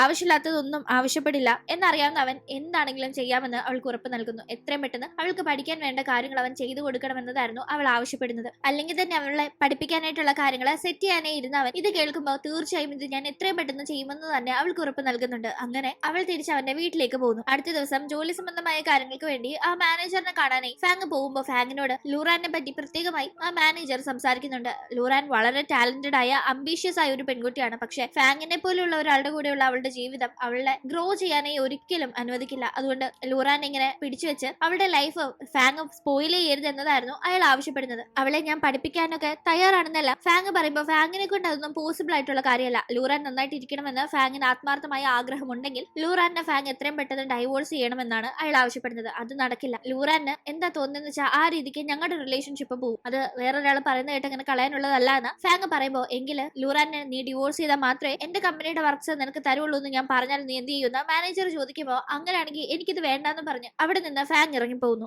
അന്നങ്ങട്ടെ ഫാങ് വീട്ടിലേക്ക് എത്തുമ്പോഴും ലൂറാൻ അവൾക്ക് പഠിക്കണം എന്ന ഒരു കാര്യം തന്നെ ആലോചിച്ചാകെ ഡിസ്റ്റർബ്ഡ് ആയിരിക്കുകയാണെന്ന് അവന് മനസ്സിലാവുന്നുണ്ട്. അന്ന് ടൗണിൽ താമസിക്കുന്ന ഫാങ്ങിനെയും അമ്മയൊക്കെ കാണാനായി ഫാങ്ങിന്റെ ചേട്ടൻ വരുന്നുണ്ട്. ഫാങ്ങിന്റെ ചേട്ടൻ ഇപ്പൊ മുന്നേ നമ്മൾ കണ്ട കണക്കായിരുന്നില്ല. ആളുടെ ലൈഫിൽ നിന്ന് ഒരു നെഗറ്റീവ് എനർജി ആയിരുന്ന ആ ഒരു വൈഫ് പോയ ശേഷം പുള്ളിക്കാരൻ വളരെ പോസിറ്റീവായി മാറിയിരിക്കുന്നു. ഇപ്പൊ കാണാനും വളരെ ബെറ്റർ ആയിട്ടുണ്ട്. കൂടാതെ അവിടെ സ്വന്തമായിട്ട് ചെറിയ രീതിക്ക് ബിസിനസ് ഒക്കെ ചെയ്ത് നന്നായി അങ്ങനെ പോവാണ്. അങ്ങനെ ഇവിടെ കാണുമ്പോൾ ഈ ചേട്ടനെ മറ്റൊരു കല്യാണം കഴിപ്പിക്കാനായിട്ടുള്ള അമ്മയുടെ പ്ലാനിനെ പറ്റി ഫാങ് പറയുമ്പോൾ അതൊന്നും അത്രയും പെട്ടെന്ന് നടക്കില്ല. ഞാനും നിന്റെ ചേട്ടത്തിയും തമ്മിൽ പ്രശ്നങ്ങളാ, ശരിയാ, പക്ഷെ അത് പെട്ടെന്ന് അങ്ങനെ മറന്ന് മറ്റൊരു ലൈഫിലേക്കൊന്നും എനിക്ക് പോകാൻ കഴിയില്ല എന്ന് ചേട്ടൻ പറയുന്നുണ്ട്. കൂടാതെ ലൂറാന്റെയും ഫാങ്ങിന്റെയും കാര്യങ്ങൾ തിരക്കുമ്പോൾ ലൂറാനെ പഠിപ്പിക്കണം, അതാണ് തന്റെ ഇപ്പോഴത്തെ ലക്ഷ്യമെന്ന് ഫാങ് പറയുമ്പോൾ അത് ശരിയാവോടെ, അവൾക്ക് വലിയ പഠിപ്പൊക്കെ ആയിക്കഴിഞ്ഞാൽ അവൾ നിന്നെ വേണ്ടാന്ന് വെച്ചാലോ എന്നെല്ലാം ചേട്ടൻ പറയുമ്പോൾ എനിക്കത് സ്വാർത്ഥതയോടുകൂടി ചിന്തിക്കാൻ പറ്റുന്ന ഒരു കാര്യമല്ല. അവൾ ഹാപ്പി ആയിട്ടിരിക്കട്ടെ, അതാണ് എന്റെ സന്തോഷം എന്ന് ഫാങ് തറപ്പിച്ച് പറയുന്നു. അങ്ങനെ ലൂറാനെ പഠിപ്പിക്കാനായി ഫാങ് ആയിട്ട് ഒരു ഇൻസ്റ്റിറ്റ്യൂട്ടിൽ പോയി സംസാരിക്കുന്നുണ്ട്. പക്ഷെ അവൾ പഠിക്കാതെ കുറച്ച് നാളുകൾ നഷ്ടപ്പെട്ടിട്ടുണ്ടായിരുന്നല്ലോ, അതുകൊണ്ട് പെട്ടെന്ന് അവൾക്ക് അഡ്മിഷൻ അവിടെ സെറ്റ് ആവുന്നില്ല. അവൾ വളരെ ടാലന്റഡ് ആയ ഒരു പെൺകുട്ടിയാണ്, പല സിറ്റുവേഷൻ മൂലം അവൾക്ക് പഠിക്കാൻ സാധിക്കാതിരുന്നതാണ് എന്നിങ്ങനെ പലതും ഫാങ് പറഞ്ഞ് റിക്വസ്റ്റ് ചെയ്യുമ്പോൾ ശരി ഞങ്ങൾ ഒരു എക്സാം നടത്താം, അതിൽ പാസ്സായാൽ അതിനെ പറ്റി ആലോചിക്കാമെന്ന് പറയും. അങ്ങനെ ആ എക്സാം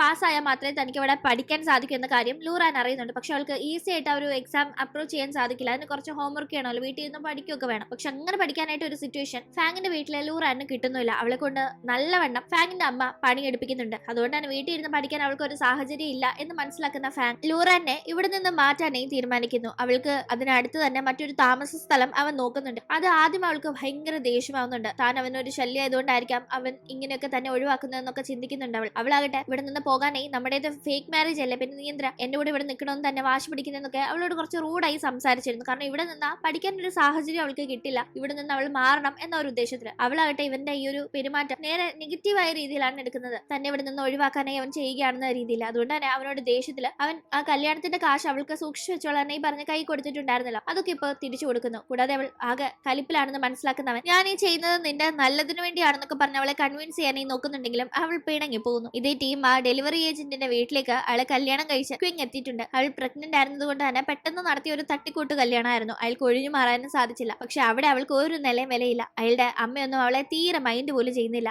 ലൂറാൻ ഇങ്ങനെ മാറി നിൽക്കും നിൽക്കുന്നത് ഷെന്നിന് തീരെ സഹിക്കാൻ പറ്റുന്ന കാര്യമായിരുന്നില്ല. അവളാകട്ടെ ലൂറാനെ കാണാനായി വീട്ടിൽ നിന്ന് ഇറങ്ങി പോകുന്നു. അവളെ കാണാതെ ഫാങ് പിന്നീട് തിരഞ്ഞു ചെന്ന് ഒടുക്കം അവളെ ലൂറാന്റെ അടുത്ത് എത്തിയോന്ന് പോയി അന്വേഷിക്കുമ്പോൾ അവിടെ എത്തിയിട്ടില്ല എന്ന് മനസ്സിലാവുന്നു. ഈ കുട്ടി ഇത് എവിടെ പോയി കാണുന്ന ടെൻഷനായി അന്വേഷിച്ച് ഫാങ്ങിന്റെ ഫാക്ടറിയിൽ അവൾ ഉണ്ടായിരുന്നു. ലൂറാനെ കാണാനായി അവൾ വീട് വിട്ട് ഇറങ്ങിയതാണെന്ന് മനസ്സിലാവുന്നുണ്ട്. അങ്ങനെ ഷെന്നിനെ അന്ന് ലൂറാന്റെ കൂടെ വിടുന്നു. ലൂറാൻ താമസിക്കുന്നിടത്ത് ഷെൻ താമസിക്കുന്നുണ്ട്. പിന്നീട് അവൾ അവിടെ നിന്ന് കൂട്ടിക്കൊണ്ടു പോകാനായി ഫാങ് നോക്കുമ്പോൾ ലൂറാനെ വിട്ട് ഷെൻ പോകുന്നേയില്ല. ഫാങ്ങിനോട് ലൂറാനാകട്ടെ ഷെൻ അവൾക്ക് ഇഷ്ടമുള്ളത് വരെ ഇവിടെ തന്നെ നിൽക്കട്ടെ എന്ന് പറഞ്ഞ് അവളെ അവിടെ കൂടെ നിർത്തുന്നു. ഇതിന്റെ ഇടയിൽ ആ ഒരു മാനേജറിനെ കൂട്ടുപിടിച്ച് ക്വിന്നാകട്ടെ ഫെങ്ങിനിട്ട് ഒരു പണി കൊടുക്കാനായി നോക്കുന്നുണ്ട്. അതിന്റെ ഭാഗമായി അവർക്ക് കൊടുത്തിരുന്ന വർക്കിൽ കുറച്ച് പ്രശ്നങ്ങളൊക്കെ ഉണ്ടാക്കുന്നു. ഈ ഒരു സമയത്ത് ഈ വർക്കൊക്കെ തന്റെ സ്റ്റാഫ്സിനെ ഏൽപ്പിച്ച് ഫാങ് ഒരു ആവശ്യത്തിന് പുറത്തു പോയിരിക്കായിരുന്നു. മടങ്ങിയെത്തുന്ന അവൻ ആകെപ്പാടെ എല്ലാം പ്രശ്നമായിരിക്കുന്നതാണ് കാണുന്നത്. അവൻ ഇവിടെ ഇല്ലാത്ത സമയം നോക്കിയാണ് ഇപ്പൊ ഈ സിറ്റിയിലെ ആ ഒരു ഫാക്ടറിയിൽ എത്തിയിരുന്ന മാനേജറിനെ ഓൾറെഡി ലൂറാന്റെ സീനിയർ എന്ന രീതിയിൽ അറിയാവുന്ന ക്വിൻ അങ്ങനെ ലൂറാനെ അയാൾക്ക് താല്പര്യമുണ്ടെന്ന് മനസ്സിലാക്കി ലൂറാനെ അയാൾക്ക് കിട്ടണമെങ്കിൽ അയാൾ ഇങ്ങനെയൊക്കെ ഫാങ്ങിനിട്ട് പണി കൊടുക്കണമെന്നൊക്കെ പറഞ്ഞ് അയാളെ കൊണ്ട് ഇതൊക്കെ ചെയ്യിപ്പിക്കുന്നത്. അങ്ങനെ ഫാഗ് ആകെ പ്രതിസന്ധിയിലാകുമ്പോഴേക്കും ഇവരുടെ പ്രോഡക്റ്റും കൂടി കൈക്കലാക്കി അത് ആ ഒരു ഫാക്ടറിയിൽ ഇവർക്ക് പകരം പോയി സബ്മിറ്റ് ചെയ്ത ഒരു കോൺട്രാക്ട് നേടിയെടുക്കാനായിട്ടായിരുന്നു ക്വിങ്ങിന്റെ ഹസ്ബൻഡായ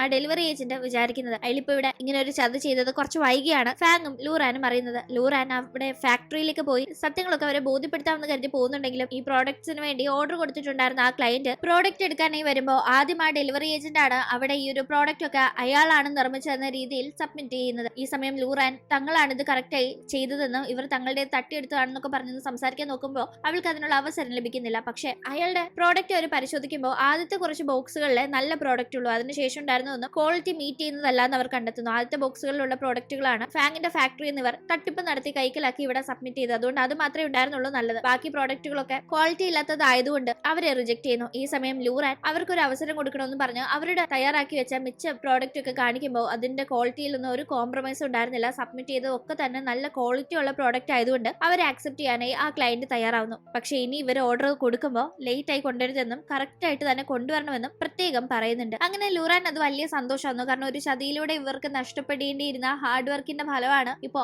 ലൂറാന് തിരിച്ചു പിടിക്കാനായി സാധിച്ചത്. ഈ സമയം ആ മാനേജർ ആകട്ടെ ലൂറാനോട് അയാളും കൂടി അറിഞ്ഞുകൊണ്ട് ഫാങ്ങിട്ട് ഒരു പണി കൊടുക്കാൻ നോക്കിയതാണല്ലോ, അതുകൊണ്ട് തന്നെ അതിപ്പോ പൊളിഞ്ഞു എന്ന് മനസ്സിലാക്കുമ്പോൾ അതിന്റെ നിരാശയിൽ സംസാരിക്കുന്നുണ്ട്. അവളോട് ഈ ഒരു മാരേജ് ഒക്കെ ഉപേക്ഷിച്ച് അയാളെ അക്സെപ്റ്റ് ചെയ്യാനായി അയാൾ പറയുന്നുണ്ടെങ്കിലും തനിക്ക് തന്റെ ഈ മാരേജിൽ യാതൊരുവിധ റിഗ്രറ്റും ഇല്ലെന്നും വെറുതെ അവളുടെ പുറകെ നടന്ന സമയം കളയണ്ടെന്നും ലൂറാനോട് സംസാരിക്കുന്ന ആ മാനേജർക്ക് അവൾ മറുപടി കൊടുക്കുന്നത് അങ്ങോട്ടേക്ക് എത്തുന്ന ഫാങ് കേൾക്കുന്നുണ്ട്. അവൻ ഒരുപാട് സന്തോഷമായിരുന്നു. പക്ഷെ ലൂറാൻ ആകട്ടെ ഫാങ്ങിനോട് കലിപ്പി തന്നെയാണ് അവിടെ നിന്ന് പോകുന്നത്. മറ്റൊന്നുമല്ല, അവൾ ഇപ്പോഴും അവളെ അവിടെ നിന്ന് അവൻ മാറ്റി താമസിപ്പിച്ചത് അവളോടുള്ള ഇഷ്ടക്കേട് കൊണ്ടാണ് എന്ന ഒരു തെറ്റിദ്ധാരണയിലാണ്. അവൻ അങ്ങനെയൊന്നും അല്ലാന്ന് അവളോട് പറയുമ്പോൾ ഇനി അങ്ങനെയൊന്നും അല്ലാന്ന് ഞാൻ കരുതാം. പക്ഷെ എന്നിരുന്നാലും ഇങ്ങനെ ഒരു തീരുമാനം എടുക്കുമ്പോൾ എനിക്കതിൽ ഇൻട്രസ്റ്റ് ഉണ്ടോ ഇല്ലയോ എന്ന് ഒന്ന് ഡിസ്കസ് ചെയ്ത് പോലും ഇല്ലല്ലോ എന്നൊക്കെ പറഞ്ഞ് അവൾ പരിഭവം പറയുന്നു. അത് തന്റെ തെറ്റാണെന്ന് തിരിച്ചറിഞ്ഞ് ഫാങ് അതിന് മാപ്പ് പറയുകയും ലൂറാനോട് ഇപ്പൊ വലിയൊരു പ്രശ്നം സോൾവ് ചെയ്ത് കൊടുത്തതിന് താങ്ക്സ് പറയുകയും ചെയ്യുന്നു. അവനോടുള്ള പിണക്കം മാറ്റണമെന്ന് അവൻ റിക്വസ്റ്റ് ചെയ്യുമ്പോൾ അവൾക്ക് ഒരു വാക്ക് കൊടുത്താൽ മാത്രമേ അവൾ പിണക്കം മാറ്റുകയുള്ളൂ എന്ന് പറയുന്നു. മറ്റൊന്നുമല്ല, ഇനി എന്ത് പ്രശ്നം ഉണ്ടെങ്കിലും അവളോട് അത് ഡിസ്കസ് ചെയ്തേ അവനൊരു തീരുമാനം എടുക്കാവുള്ളൂ എന്നാണ് അവൾ ആവശ്യപ്പെടുന്നത്. അവൻ അങ്ങനെ അതിന് സമ്മതിക്കുന്നുണ്ട്. കൂടാതെ അവളോട് അവൾ പഠിച്ച് വലിയ ആളാകുമ്പോൾ അവനെ മറക്കുമോ അതോ അവർക്കിടയിൽ നടക്കാതെ പോയ ആ ഒരു മാരേജിന് അവൾ തയ്യാറാകുമോ എന്ന് ചോദിക്കുമ്പോൾ തീർച്ചയായും അവനോട് അവൾക്കുള്ള താല്പര്യം അവിടെ പ്രകടിപ്പിക്കുന്ന അവൾ അവനെ കല്യാണം കഴിക്കാൻ തയ്യാറാണെന്നും എന്നാൽ അതൊക്കെ പഠനത്തിന് ശേഷം മാത്രം, അതുവരെ നമുക്ക് ഡേറ്റ് ചെയ്യാമെന്നും പറയുന്നു. അത് കേൾക്കുന്ന അവനും ഒരുപാട് ഹാപ്പി ആവുന്നുണ്ട്. അങ്ങനെ പിണക്കങ്ങൾ മാറുന്ന ഇവരിവിടെ ഒന്നിക്കുന്നു. ലൂറാൻ ടെസ്റ്റ് ഒക്കെ പാസ്സായി അവിടെ പഠിക്കാനായി കയറിയിരിക്കുകയാണ്. അവളുടെ പഠനവും കാര്യങ്ങളും അങ്ങനെ മുന്നോട്ട് പോകുന്നതിന്റെ ഇടയിൽ ഫാങ്ങിനൊരു പ്രശ്നം സംഭവിക്കുന്നു. പ്രശ്നം എന്ന് പറഞ്ഞാൽ അവനായി ഏറ്റെടുത്ത അവനായി തന്നെ ചെന്ന് കയറിയ ഒരു പ്രശ്നമാണ്. അത് മറ്റൊന്നുമല്ല, ഫാങ് ഇപ്പോ മെറ്റീരിയൽസ് സപ്ലൈ ചെയ്യുന്ന ഒരു വലിയ ഫാക്ടറി ഉണ്ട്. അവിടെ മുന്നേ ഫാങ് പ്രോഡക്ട്സ് കൊടുത്ത ലാറ എന്ന ആളുടെ മേൽനോട്ടത്തിൽ തന്നെയാണ് ആ ഒരു ഫാക്ടറി നടക്കുന്നത്. അവിടെ മാനേജറായി ഉള്ളത് ലൂറാന്റെ സീനിയർ ആയ ആള് തന്നെയാണ്. അവിടെ മെഷീനറീസ് ഒക്കെ പഴഞ്ചനായി അതൊന്നും പ്രവർത്തനരഹിതമായി മാറുമ്പോൾ പ്രൊഡക്ഷൻ കുറയുകയും അങ്ങനെ പ്രോഫിറ്റ് ഇല്ലാതാവുകയും അതുവഴി എംപ്ലോയീസിന് വേജ് കൊടുക്കാൻ സാധിക്കാത്ത ഒരു അവസ്ഥ എത്തുകയും ചെയ്യുന്നു. എംപ്ലോയീസ് അതിന്റെ പേരിൽ സമരം ചെയ്യുമ്പോൾ എംപ്ലോയീസിനെ പിരിച്ചുവിട്ട് ഈ നന്നാക്കാൻ പറ്റാത്ത മെഷീനറീസിന് പകരം ഓട്ടോമാറ്റിക് മെഷീനറീസ് ഇറക്കാം എന്നൊരു തീരുമാനം ഫാക്ടറി എടുക്കുന്നുണ്ട്. ഇത് ഫാങ് അറിയുമ്പോൾ അവനായിട്ട് ആ മെഷീനറീസ് ഓട്ടോമാറ്റിക് മെഷീൻസ് വെച്ച് റീപ്ലേസ് ചെയ്ത് കഴിഞ്ഞാൽ ഈ തൊഴിലാളികൾക്കൊക്കെ തന്നെ ജോലി നഷ്ടപ്പെടും. അത് ഭയങ്കര കഷ്ടമുള്ള ഒരു കാര്യമായി കാണുന്നു. കാരണം അവന് ആ ഒരു ഫാക്ടറിയുമായി വളരെ ഇമോഷണൽ അറ്റാച്ച്മെന്റ് ഉണ്ട്. ഫാങ്ങിന്റെ അച്ഛനും ചേട്ടനും ഒക്കെ ഇവിടെ വർക്ക് ചെയ്തവരാണ്. ഈ ഫാക്ടറി പണ്ട് മുതലേ ഉള്ളതായിരുന്നല്ലോ. അച്ഛനും ഇവിടെ ജോലിക്ക് ഇരിക്കെ മരണപ്പെട്ട ഒരാളാണ്. ഫാങ്ങിന്റെ ചേട്ടനും ഇവിടെ ജോലി ചെയ്യവേ മരണപ്പെട്ട ഒരാളാണ്. അതിനുശേഷം ഫാങ്ങിന് ഇവിടെ വർക്ക് ചെയ്യാനായിട്ടുള്ള അവസരം ലഭിച്ചിരുന്നെങ്കിലും അമ്മ വിട്ടിരുന്നില്ല. കാരണം ഫാങ്ങിന്റെ ചേട്ടൻ മരിച്ച ശേഷം ചേച്ചിയും അധികം വൈകാതെ തന്നെ മരിച്ചു. അവരുടെ കുട്ടിയായ ഷെന്നിനെ പിന്നീട് ഫാങ് ആണ് ഉത്തരവാദിത്തം ഏറ്റെടുത്ത് നോക്കാനായി തുടങ്ങിയത്. ഫാങ്ങിനും കൂടി കുടുംബത്തിലെ രണ്ടുപേരുടെ ജീവൻ നഷ്ടപ്പെട്ട് ഈ ഒരു സ്ഥലത്ത് വെച്ച് വല്ലതും പറ്റിക്കഴിഞ്ഞാൽ അത് താങ്ങാനാവില്ല എന്നൊരു തിരിച്ചറിവില് ഫാങ്ങിന്റെ അമ്മ ജോലിക്ക് വിടാതിരുന്നതാണ്. എന്തായാലും അവിടെ ഇങ്ങനെ ഒരു പ്രശ്നം നടക്കുമ്പോൾ നടക്കുന്നു എന്നത് ഫാങ്ങിനെ ഭയങ്കര സങ്കടത്തിലാക്കുന്നുണ്ട്. അവനങ്ങട്ടെ ഈ ഒരു മെഷീനറീസ് താൻ റെഡിയാക്കി കൊടുക്കാമെന്നും അങ്ങനെയാണെങ്കിൽ ഇത് ഓട്ടോമാറ്റിക് മെഷീൻസ് കൊണ്ട് റീപ്ലേസ് ചെയ്യുക എന്ന തീരുമാനം പിൻവലിച്ച് ആ ഒരു എംപ്ലോയീസിനെ തിരിച്ചെടുക്കണമെന്നും ലാറയുടെ അടുത്ത് പോയി റിക്വസ്റ്റ് ചെയ്യുമ്പോൾ മാനേജർ അതിനെ തടയുന്നുണ്ടെങ്കിലും ഒരുപാട് അവൻ റിക്വസ്റ്റ് ചെയ്യുമ്പോൾ ശരി നിങ്ങളൊന്ന് ട്രൈ ചെയ്യും എന്ന ലാറ ഒരു ഓഫർ വെക്കുന്നു. തുടർന്ന് അതിനുവേണ്ടി ശ്രമിച്ച് എന്നാൽ ശ്രമിക്കുന്നതോറും പരാജയപ്പെട്ട് ഒരു വിധമാണ് ഫാങ് അതൊക്കെ റിപ്പയർ ചെയ്തെടുക്കുന്നത്. പക്ഷെ അപ്പോഴേക്കും ഇതിനെ റിപ്പയർ ആവില്ല എന്നത് ലാറയെ ധരിപ്പിച്ച് ഓട്ടോമാറ്റിക് മെഷീൻസ് വാങ്ങാനായിട്ടുള്ള നടപടികൾ മാനേജർ അവിടെ തുടങ്ങുന്നുണ്ട്. ഇത് ഫാങ്ങിനെ സംബന്ധിച്ച് ഭയങ്കര സങ്കടമുള്ള ഒരു കാര്യമായിരുന്നു. അവൻ ആ ഒരു ഫാക്ടറിയോടുള്ള ഇമോഷണൽ അറ്റാച്ച്മെന്റ് മനസ്സിലാക്കുന്ന ലൂറാനാകട്ടെ നമുക്കത് ഇങ്ങ് കോൺട്രാക്റ്റിൽ എടുത്താലോ, അവർക്കത് വളരെ നഷ്ടത്തിൽ പോകുന്ന ഒരു ഫാക്ടറി ഇല്ലേ, അതുകൊണ്ട് നമുക്കത് കുറച്ച് കാശ് കൊടുത്ത് കോൺട്രാക്റ്റിൽ എടുത്ത് നമ്മുടേതായ രീതിയിൽ മുന്നോട്ട് കൊണ്ടുപോയാലോ, അപ്പൊ പിന്നെ അവിടുത്തെ തൊഴിലാളികൾക്ക് ജോലി നഷ്ടപ്പെടാതെ നമുക്ക് നോക്കാൻ സാധിക്കുമല്ലോ എന്ന് പറയുമ്പോൾ അത് നമ്മളെ കൊണ്ട് പറ്റുന്ന കാര്യമാണോ? നമ്മൾ ഈ കോൺട്രാക്റ്റിന് എടുക്കുന്ന തുക നമുക്ക് മുതലാക്കണമെങ്കിൽ നന്നായി അവിടെ പ്രൊഡക്ഷനും മറ്റും നടക്കണം. അത് നമ്മളെ കൊണ്ട് പറ്റുമോ എന്നല്ല ഫാങ് ചോദിക്കുമ്പോൾ തീർച്ചയായും നമുക്ക് അതിനൊന്ന് ശ്രമിച്ചു നോക്കാന്ന് പറഞ്ഞ് കുറച്ച് റിസ്ക് ഉള്ള കാര്യമാണെങ്കിലും അങ്ങനെ തന്നെ ചെയ്യാമെന്ന് ലൂറാൻ ഫാങ്ങിന് ധൈര്യം കൊടുക്കുന്നു. പക്ഷെ ലൂറാൻ എത്ര പറഞ്ഞിട്ടും ഫാങ് ഒരു റിസ്ക് എടുക്കാനായി തയ്യാറാവാതെ വരുമ്പോൾ അവളാകട്ടെ അവൾ പറയുന്നത് അവൻ കേട്ടില്ല എന്ന രീതിയിൽ അവനോട് പിണങ്ങുന്നുണ്ട്. കൂടാതെ തന്റേതായ രീതിയിൽ ഇത് വർക്ക്ഔട്ട് ആകുമെന്നത് ഫാങ്ങിനെ പ്രൂവ് ചെയ്യിക്കാനായി ആ ഒരു ഫാക്ടറിയിൽ ഇപ്പോൾ എന്തൊക്കെയാണ് യഥാർത്ഥത്തിൽ പ്രശ്നങ്ങളുള്ളത്, അവിടുത്തെ വർക്കേഴ്സിന്റെ ആവശ്യം എന്താണ് ഫാക്ടറിയിൽ ആവശ്യം തുടങ്ങിയത് മനസ്സിലാക്കാനായി ചെറിയൊരു സർവേ ഫാക്ടറിയിൽ നടത്താമെന്ന് വിചാരിച്ചു പോകുമ്പോൾ സെക്യൂരിറ്റി ജീവനക്കാരൻ അകത്തേക്ക് കടത്തിവിടുന്നില്ല. ഒരുവിധം അയാളുടെ കണ്ണു വെട്ടിച്ച് അകത്തേക്ക് ചെല്ലുന്ന ലൂറാൻ അവിടെ സർവേ നടത്തിക്കൊണ്ടിരിക്കുമ്പോൾ അവിടുത്തെ ഡയറക്ടർ ലൂറാനെ കാണുന്നു. ലൂറാനെ ഇദ്ദേഹത്തിന് ഫാങ്ങിന്റെ വൈഫ് എന്ന രീതിയിലും ഫാങ്ങിനെ അവന്റെ ജോലിക്ക് പ്രതിസന്ധി വരുമ്പോൾ സഹായിക്കുന്ന ഒരു വ്യക്തി എന്ന രീതിയിലൊക്കെ നന്നായി അറിയാം. അതുകൊണ്ട് തന്നെ അവളുമായി നല്ലൊരു പരിചയം ഉള്ളതുകൊണ്ട് എന്ത് പറ്റി എന്നൊക്കെ ചോദിക്കുമ്പോഴേക്കും അവളുടെ പഠിക്കാൻ പോകുന്നുണ്ടല്ലോ, അപ്പൊ അതിന്റെ ഒരു പ്രോജക്റ്റിന്റെ കാര്യത്തിന് സർവേ എടുക്കാൻ വന്നതാണെന്ന് മറ്റുള്ള സംസാരിക്കുമ്പോൾ ആൾ കൂടുതൽ കാര്യങ്ങൾ അവൾക്ക് ഉപകാരപ്പെടുമെങ്കിൽ പറഞ്ഞു കൊടുക്കാമെന്ന് പറഞ്ഞ് കൂട്ടിക്കൊണ്ടു പോകുന്നുണ്ട്. ഇതൊന്നും അറിയാതെ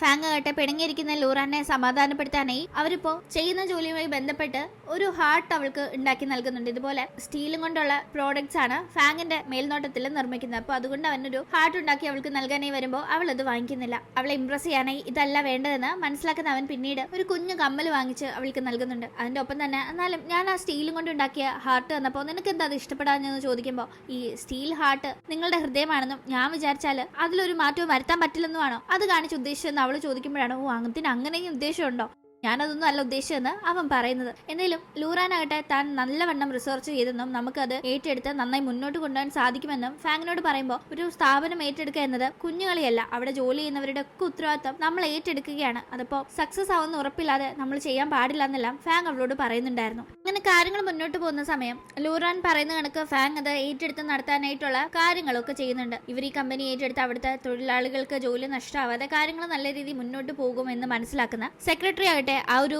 കോൺട്രാക്ട് ഫാങ്ങിന് കൊടുക്കാമെന്ന് പ്ലാൻ ചെയ്യുമ്പോൾ ഫാങ്ങിന് അത് കിട്ടാതിരിക്കാനായി സെക്രട്ടറിയുടെ മകനാണ് അവിടുത്തെ മാനേജർ. പുള്ളിക്കാരൻ അവിടെ കിടന്ന് പ്രശ്നമൊക്കെ ഉണ്ടാക്കി നോക്കുന്നുണ്ടെങ്കിലും നല്ലൊരു പ്രപ്പോസൽ പറഞ്ഞത് ഫാങ് ആണ്. അതുകൊണ്ട് ഫാങ്ങിന് തന്നെ അത് കൊടുക്കാമെന്ന രീതിക്കാണ് സെക്രട്ടറി തീരുമാനിക്കുന്നത്. തന്റെ അച്ഛനായിട്ടും താൻ പറയുന്ന കാര്യത്തിന് സമ്മതിക്കാത്തതിന്റെ പേരിൽ അച്ഛനോട് ഭയങ്കരമായി പ്രശ്നങ്ങൾ ഉണ്ടാക്കുന്നുണ്ട് ആ മാനേജർ. അങ്ങനെ കുറെ പ്രശ്നങ്ങൾ ഉണ്ടാക്കി നോക്കുന്നുണ്ടെങ്കിലും ഒടുക്കും ആ കോൺട്രാക്ട് ഇവർക്ക് തന്നെ കൊടുക്കുക എന്ന അന്തിമ ഡിസിഷനാണ് എത്തുന്നത്. അത് ഇവരെ ഒരുപാട് സന്തോഷിപ്പിക്കുന്നു. ഇനിയാണ് ഫാങ്ങിന്റെ ഉത്തരവാദിത്തം കൂടുന്നത്. കാരണം അവനെ വിശ്വസിച്ചാണ് പല പ്രശ്നങ്ങളും പല സമ്മർദ്ദം ഉണ്ടായിട്ടൊക്കെ തന്നെ ആ കോൺട്രാക്ട് ഇവൻ അവർ കൊടുത്തത്. അതുകൊണ്ട് ഇനി അവന്റെ ഉത്തരവാദിത്തം തുടങ്ങുകയാണ്. ഇതിനിടയിൽ വിദേശത്ത് സ്കോളർഷിപ്പോട് കൂടി പഠിക്കാനായിട്ട് ഒരു അവസരം ലൂറാന് ലഭിക്കുന്നുണ്ട്. അവൾ പക്ഷെ ആ കാര്യം ഫാങ്ങിനോട് പറയാതെ അത് തട്ടിക്കളയാനായി നോക്കുന്നുണ്ടെങ്കിലും ഫാങ് അത് അറിയുന്നു. ആ അവസരം വിനിയോഗിക്കണം, അത് അവൾക്ക് വളരെ ഉപകാരപ്പെടും എന്നൊക്കെ ഫാങ് പറയുമ്പോൾ ഫാങ്ങിനെ ഇവളായിട്ട് മുൻകൈ എടുത്താണ് ഈ ഒരു കമ്പനി ഏറ്റെടുക്കുന്ന ആ ഒരു കാര്യത്തിലേക്ക് കൊണ്ടുവന്നെത്തിച്ചത്. ഈ ഒരു സമയം ആ ഭാരം മുഴുവൻ അവൻ ഒറ്റയ്ക്ക് നൽകി അവിടെ നിന്ന് പോകാനായി തയ്യാറല്ല എന്നത് അവൾ തീർത്ത് പറയുന്നുണ്ട്. ഈ അവസരം പോയാൽ മറ്റൊരു അവസരം തനിക്ക് കിട്ടും, പക്ഷെ ഇപ്പൊ താൻ ഫാങ്ങിന്റെ കൂടെ ഇവിടെ നിന്ന് ചെയ്യാനായിട്ടുള്ള കാര്യങ്ങൾ ചെയ്തേ പറ്റൂ എന്ന് അവൾ ഉറപ്പിച്ച് പറയുന്നു. അങ്ങനെ ലൂറാനും ഫാങ്ങും കൂടി ചേർന്ന് ഫാക്ടറി നല്ല രീതിയിൽ മുന്നോട്ട് കൊണ്ടുപോകാനായി കുറേ സ്ട്രഗിൾ ചെയ്യുന്നുണ്ട്. അതിന്റെ ഇടയിൽ മാനേജർ ആയിട്ട് അവിടെയുള്ള ചില സ്റ്റാഫ്സിനെ ഇൻഫ്ലുവൻസ് ചെയ്ത്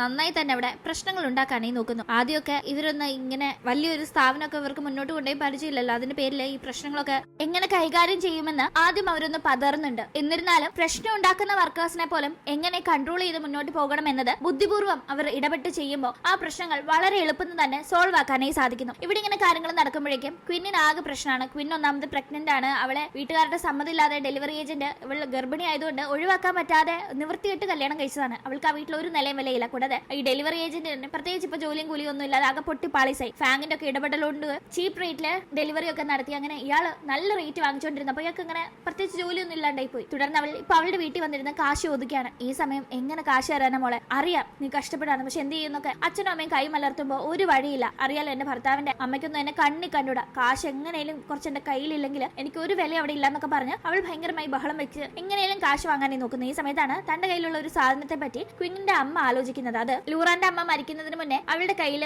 നൽകിയതാണ്. അതെന്തോ വെള്ളപിടിപ്പുള്ളതാണോ എന്ന് അറിഞ്ഞൂടാ, കണ്ട ഒരു വെള്ളി ബാഡ്ജ് കണക്കുണ്ട്, നീ എന്തായാലും അതൊന്ന് നോക്കുന്നു പറഞ്ഞ് അത് ക്വിന്റെ കയ്യിൽ കൊടുക്കുന്നു. ക്വിൻ അത് വിൽക്കാനായി കൊണ്ടുപോകുമ്പോഴേക്കും അവളെ പോലീസ് പിടിക്കാണ്. കാരണം ഇത്തരം ഒരു കാര്യം കയ്യിലുള്ള ആളെ കണ്ടുപിടിച്ച് കൊണ്ടുവരണമെന്ന് ആ നാട്ടിലെ വലിയ കാശുകാരിയായിട്ടുള്ള ലാറയുടെ മുത്തശ്ശി ഏർപ്പാടാക്കിയിട്ടുണ്ടായിരുന്നു. ലാറയുടെ മുത്തശ്ശി കുട്ടിക്കാലത്ത് നഷ്ടപ്പെട്ട അവരുടെ മകളെ വർഷങ്ങളായി അന്വേഷിക്കായിരുന്നു. കുട്ടിക്കാലത്ത് നഷ്ടപ്പെട്ടെന്ന് പറയുമ്പോൾ ഇപ്പൊ ആ ലേഡിക്ക് എന്തായാലും ഈ ക്വിന്നിന്റെ അമ്മയുടെ ഒക്കെ പ്രായം കാണും. അത്രയും വർഷമായി തന്റെ മകളെ ഈ മുത്തശ്ശി അന്വേഷിക്കായിരുന്നു. ഇതാണ് അടയാളമായി വെച്ചിരുന്നത്. ഇത് ആരുടെയും കയ്യിലുണ്ടെങ്കിൽ അവർക്ക് തന്റെ മകളെ പറ്റി അറിയാനായി തീർച്ചയായും ഒരു ചാൻസ് ഉണ്ടെന്ന് അങ്ങനെ പോലീസിൽ കംപ്ലൈന്റ് ഒക്കെ കൊടുത്ത് വർഷങ്ങളായി അന്വേഷിച്ചായിരുന്നു. ഇവർ വലിയ കാശുകാരി ആയതുകൊണ്ട് തന്നെ ആ കേസ് അങ്ങനെ വർഷങ്ങളായി മുന്നോട്ട് പൊക്കോണ്ടിരിക്കുകയായിരുന്നു അന്വേഷണം. ഇപ്പൊ ഇത് പിടിച്ച് ക്വിന്നിനെ പിടിച്ചുകൊണ്ടുവരുന്നുണ്ട്. ഈ സമയത്താണ് ക്വിന്നിന് ഒരു കാര്യം മനസ്സിലാവുന്നത്, ഇത് ലൂറാന്റെ അമ്മയുടേതായിരുന്നു. ഇതേ സാധനം തന്നെ തന്റെ മകളുടേതാണെന്ന് പറഞ്ഞാണ് ആ കാശുകാരി മുത്തശ്ശി കേസ് കൊടുത്തിരുന്നത്. അതുകൊണ്ട് തന്നെ അപ്പോ ലൂറാന്റെ അമ്മയാണ് വർഷങ്ങൾക്ക് മുന്നേ ആ മുത്തശ്ശി കാണാതായി എന്ന് പറയുന്ന അവരുടെ മകൾ എന്നത് മനസ്സിലാക്കുന്ന ക്വീൻ. ലൂറാനാണ് അവർ അന്വേഷിക്കുന്ന അവരുടെ പേരക്കുട്ടി എന്ന സത്യം അവൾക്ക് മനസ്സിലാവുന്നുണ്ടെങ്കിലും അത് അറിയിക്കാതെ അവളാണ് ആ പേരക്കുട്ടി എന്ന രീതിയിൽ ആ മുത്തശ്ശിയുടെ അടുത്തേക്ക് പോകാനായി തീരുമാനിക്കുന്നു.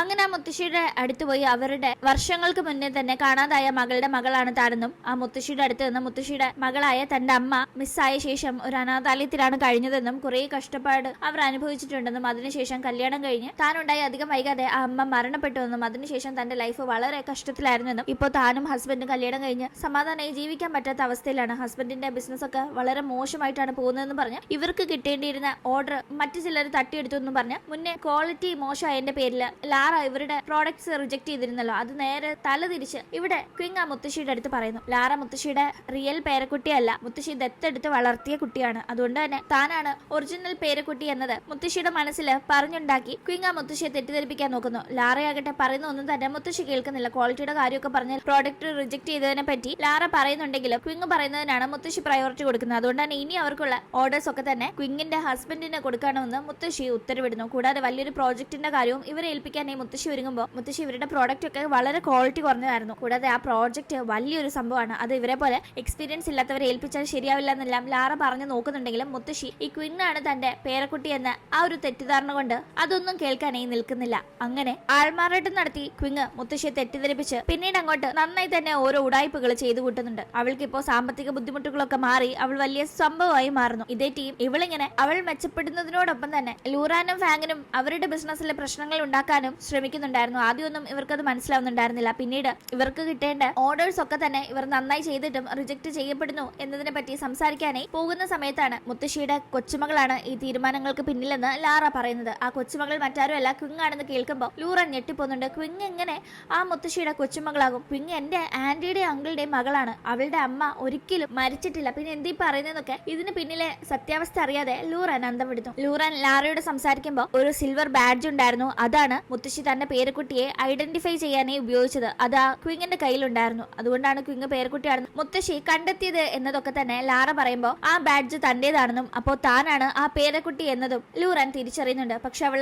അത് അവിടെ വെളിപ്പെടുത്താതെ എന്തായാലും ക്വിങ് കള്ളം കാണിക്കാണ്, അത് തീർച്ചയായും പ്രൂവ് ചെയ്യണമെന്ന് തന്നെ ലൂറൻ മനസ്സിൽ ഉറപ്പിക്കുന്നു. എന്തായാലും അടുത്ത ദിവസമായിട്ട് ക്വിങ്ങിനെ അന്ധമായി വിശ്വസിച്ച് മുത്തശ്ശിയായിട്ട് അവളെ ബിസിനസ്സിലൊക്കെ കൂടുതൽ അധികാരം കൊടുത്തതോടുകൂടി അവൾ ചെയ്തു കൂട്ടിയ പല അഴിമതികളും വ്യക്തമാവുന്നുണ്ട്. കൺസ്ട്രക്ഷൻ സൈറ്റിലൊക്കെ തന്നെ ക്വിങ് ഇടപെട്ട് അവിടെ ഒരുപാട് അഴിമതി നടത്തുകയും വളരെ ചീപ്പായ മെറ്റീരിയൽസ് ഉപയോഗിച്ച് അങ്ങനെ തിരിമറി നടത്തിയതിന്റെ ഭാഗമായി ഭയങ്കരമായ തിരിച്ചടികൾ ഉണ്ടാവുന്നു. കെട്ടിവെച്ചതൊക്കെ തന്നെ ഇടിഞ്ഞു പൊളിഞ്ഞു വീഴുന്ന അവസ്ഥ ഉണ്ടാവുന്നു. പക്ഷെ അപ്പോഴും ഇതിന് പിന്നിൽ ക്വിങ്ങാണെന്ന് മനസ്സിലാക്കുന്ന മുത്തശ്ശി തന്റെ പേരക്കുട്ടിയല്ലേ അവൾ എന്ന രീതിയിൽ അത് വലിയ കാര്യമാക്കുന്നില്ല. പക്ഷെ ആ സമയത്താണ് DNA ടെസ്റ്റ് റിസൾട്ട് ലാറ ഹാജരാക്കുന്നത്. അതിലൂടെ ക്വിങ് അല്ല മറിച്ച് ലൂറാനാണ് മുത്തശ്ശിയുടെ പേരക്കുട്ടി എന്നത് അവിടെ വ്യക്തമാവുന്നു. മുത്തശ്ശി ആകെ ഷോക്കായിരിക്കുമ്പോഴേക്കും നിന്നെ വെറുതെ വിടില്ല, ഈ ചെയ്തു കൂട്ടിയതിനൊക്കെ തന്നെ നിന്നെ അഴി എണ്ണിക്കുമെന്ന് ലാറ ക്വിങ്ങിനോട് ഷൗട്ട് ചെയ്യുന്നുണ്ടായിരുന്നു. ക്വിങ് ആകട്ടെ സത്യം സത്യം പുറത്തു വന്നതിന്റെ ഭയങ്കരമായ നാണക്കേടിലും ഞെട്ടലിലുമാണ് നിൽക്കുന്നത്. എന്നാലും നഷ്ടപ്പെട്ട ഓർഡറുകളൊക്കെ അതോടുകൂടി തിരിച്ചു കിട്ടിയെന്നുള്ള സന്തോഷത്തിലായിരുന്നു ലൂറാൻ ഉണ്ടായിരുന്നത്. ഫാങ്ങും അവളോട് ഒരുപാട് താങ്ക്സ് പറയുന്നുണ്ട്. കാരണം അവൾ ഉള്ളതുകൊണ്ട് മാത്രമാണ് ഇത്രയും ദൂരം അവന് എല്ലാ കാര്യത്തിലും എത്താനായി സാധിച്ചത്. കൂടാതെ അന്ന് ഇവർക്കിടയിൽ നടക്കാതെ പോയ കല്യാണത്തിന് വേണ്ടി അവൻ അവളെ പ്രപ്പോസ് ചെയ്യുമ്പോൾ അത് അവൾ വളരെ സന്തോഷത്തിൽ അക്സെപ്റ്റ് ചെയ്യുന്നു. ലൂറാൻ ആകട്ടെ തന്റെ മുത്തശ്ശി ഇത്രയും വലിയൊരു കാശുകാരിയാണെന്ന് മനസ്സിലാക്കിയ ആ ഒരു സത്യം മുതലെടുക്കാതെ ക്വിങ് ചെയ്ത തെറ്റുകളിൽ നിന്ന് അവളെ ഒഴിവാക്കാൻ മാത്രമാണ് ശ്രമിച്ചത്. പക്ഷെ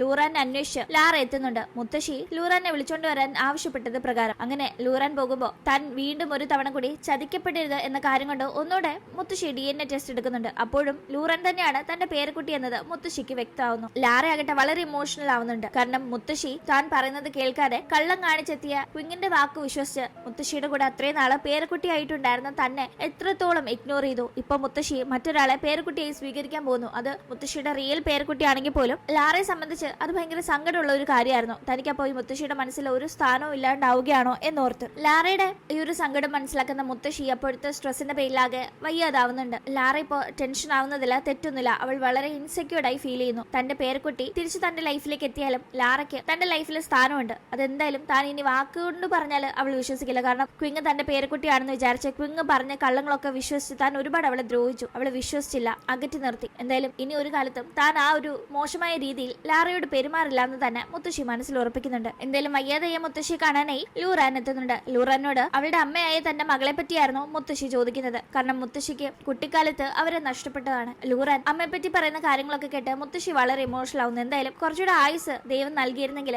എത്ര സന്തോഷമായിട്ട് ഹസ്ബൻഡിന്റെയും മകളുടെയും കൂടെ ജീവിക്കേണ്ട ആളായിരുന്നു തന്റെ മകൾ എന്നത് ആ മുത്തശ്ശിയെ ഭയങ്കരമായി സങ്കടപ്പെടുത്തുന്നു. മകളെ കൂടെ നിർത്താനായി പറ്റാഞ്ഞതിന്റെ സങ്കടമൊക്കെ തന്നെ തീർക്കാനായി ലൂറാനെ തന്റെ കൂടെ മുത്തശ്ശി വിളിക്കുന്നുണ്ട്. ലൂറാൻ ആകട്ടെ തന്റെ വിശേഷങ്ങൾ മുത്തശ്ശിയോട് പറയുന്നു. അവളുടെ കല്യാണം തീരുമാനിച്ചിരിക്കുന്ന കാര്യവും ഇതാണ് തന്റെ ഫിയാൻസി എന്നതും ഒക്കെ ഫാങ്ങിനെ കാണിച്ച് അവൾ പരിചയപ്പെടുത്തുന്നുണ്ട്. അതെ, അധികം വൈകാതെ ലൂറാനും ഫാങ്ങും കല്യാണം കഴിക്കാൻ പോകുന്നു. പക്ഷെ ഈ ഒരു കാര്യം വെച്ച് അവർക്ക് കുഞ്ഞുണ്ടായി കഴിഞ്ഞാൽ അവർ ഷെന്നിനെ മൈൻഡ് ആക്കില്ലെന്നും അവളെ ഉപേക്ഷിക്കുന്നൊക്കെ ഫാങ്ങിന്റെ അമ്മയാകട്ടെ ഷെന്നിന് പറഞ്ഞു കൊടുത്ത് കുത്തിത്തിരിപ്പ് ഉണ്ടാക്കാൻ നോക്കുമ്പോൾ ഒരിക്കലും അങ്ങനെയൊന്നും സംഭവിക്കില്ല എന്ന് തന്നെ ലൂറാൻ ഷെന്നിന് വാക്ക് കൊടുക്കുന്നു. കാരണം ഫാങ്ങിന്റെ അടുത്ത് അവൾ നിൽക്കാൻ തീരുമാനിച്ചതിന്റെ തുടക്കത്തിൽ ഒരു പ്രധാന കാരണം ഷെൻ തന്നെയാണ്. അത്രയേറെ ഷെന്നിനോട് ലൂറാന് അറ്റാച്ച്മെന്റ് ഫീൽ ആയിട്ടുണ്ടായിരുന്നു. കാരണം അച്ഛനും അമ്മയില്ലാതെ കഷ്ടപ്പെട്ട് അവളെ തന്നെയാണ് അവൾക്ക് ഈ ഷെന്നിൽ കാണാനായി കഴിഞ്ഞിരുന്നത്. അതുകൊണ്ട് തന്നെ ഷെന്നിനെ ഒരു കാലത്തും വിട്ടുകളയില്ല എന്ന് തന്നെ ലൂറാൻ തറപ്പിച്ചു പറയുന്നു. അങ്ങനെ വളരെ സന്തോഷമായി പ്രിയപ്പെട്ടവരുടെ സാന്നിധ്യത്തിൽ ലൂറാനും ഫാങ്ങും വിവാഹിതരാവുന്നതോടുകൂടി ഈ ഒരു കഥയും ഇവിടെ അവസാനിക്കുന്നു. കൂട്ടുകാർക്ക് ഇന്നത്തെ വീഡിയോ ഇഷ്ടമായാൽ മറക്കാതെ ലൈക്ക് ചെയ്തും ഷെയർ ചെയ്തും സബ്സ്ക്രൈബ് ചെയ്തും സപ്പോർട്ട് ചെയ്യണം. അപ്പോൾ വീണ്ടും പുതിയൊരു കഥയുമായി കണ്ടുമുട്ടും വരെ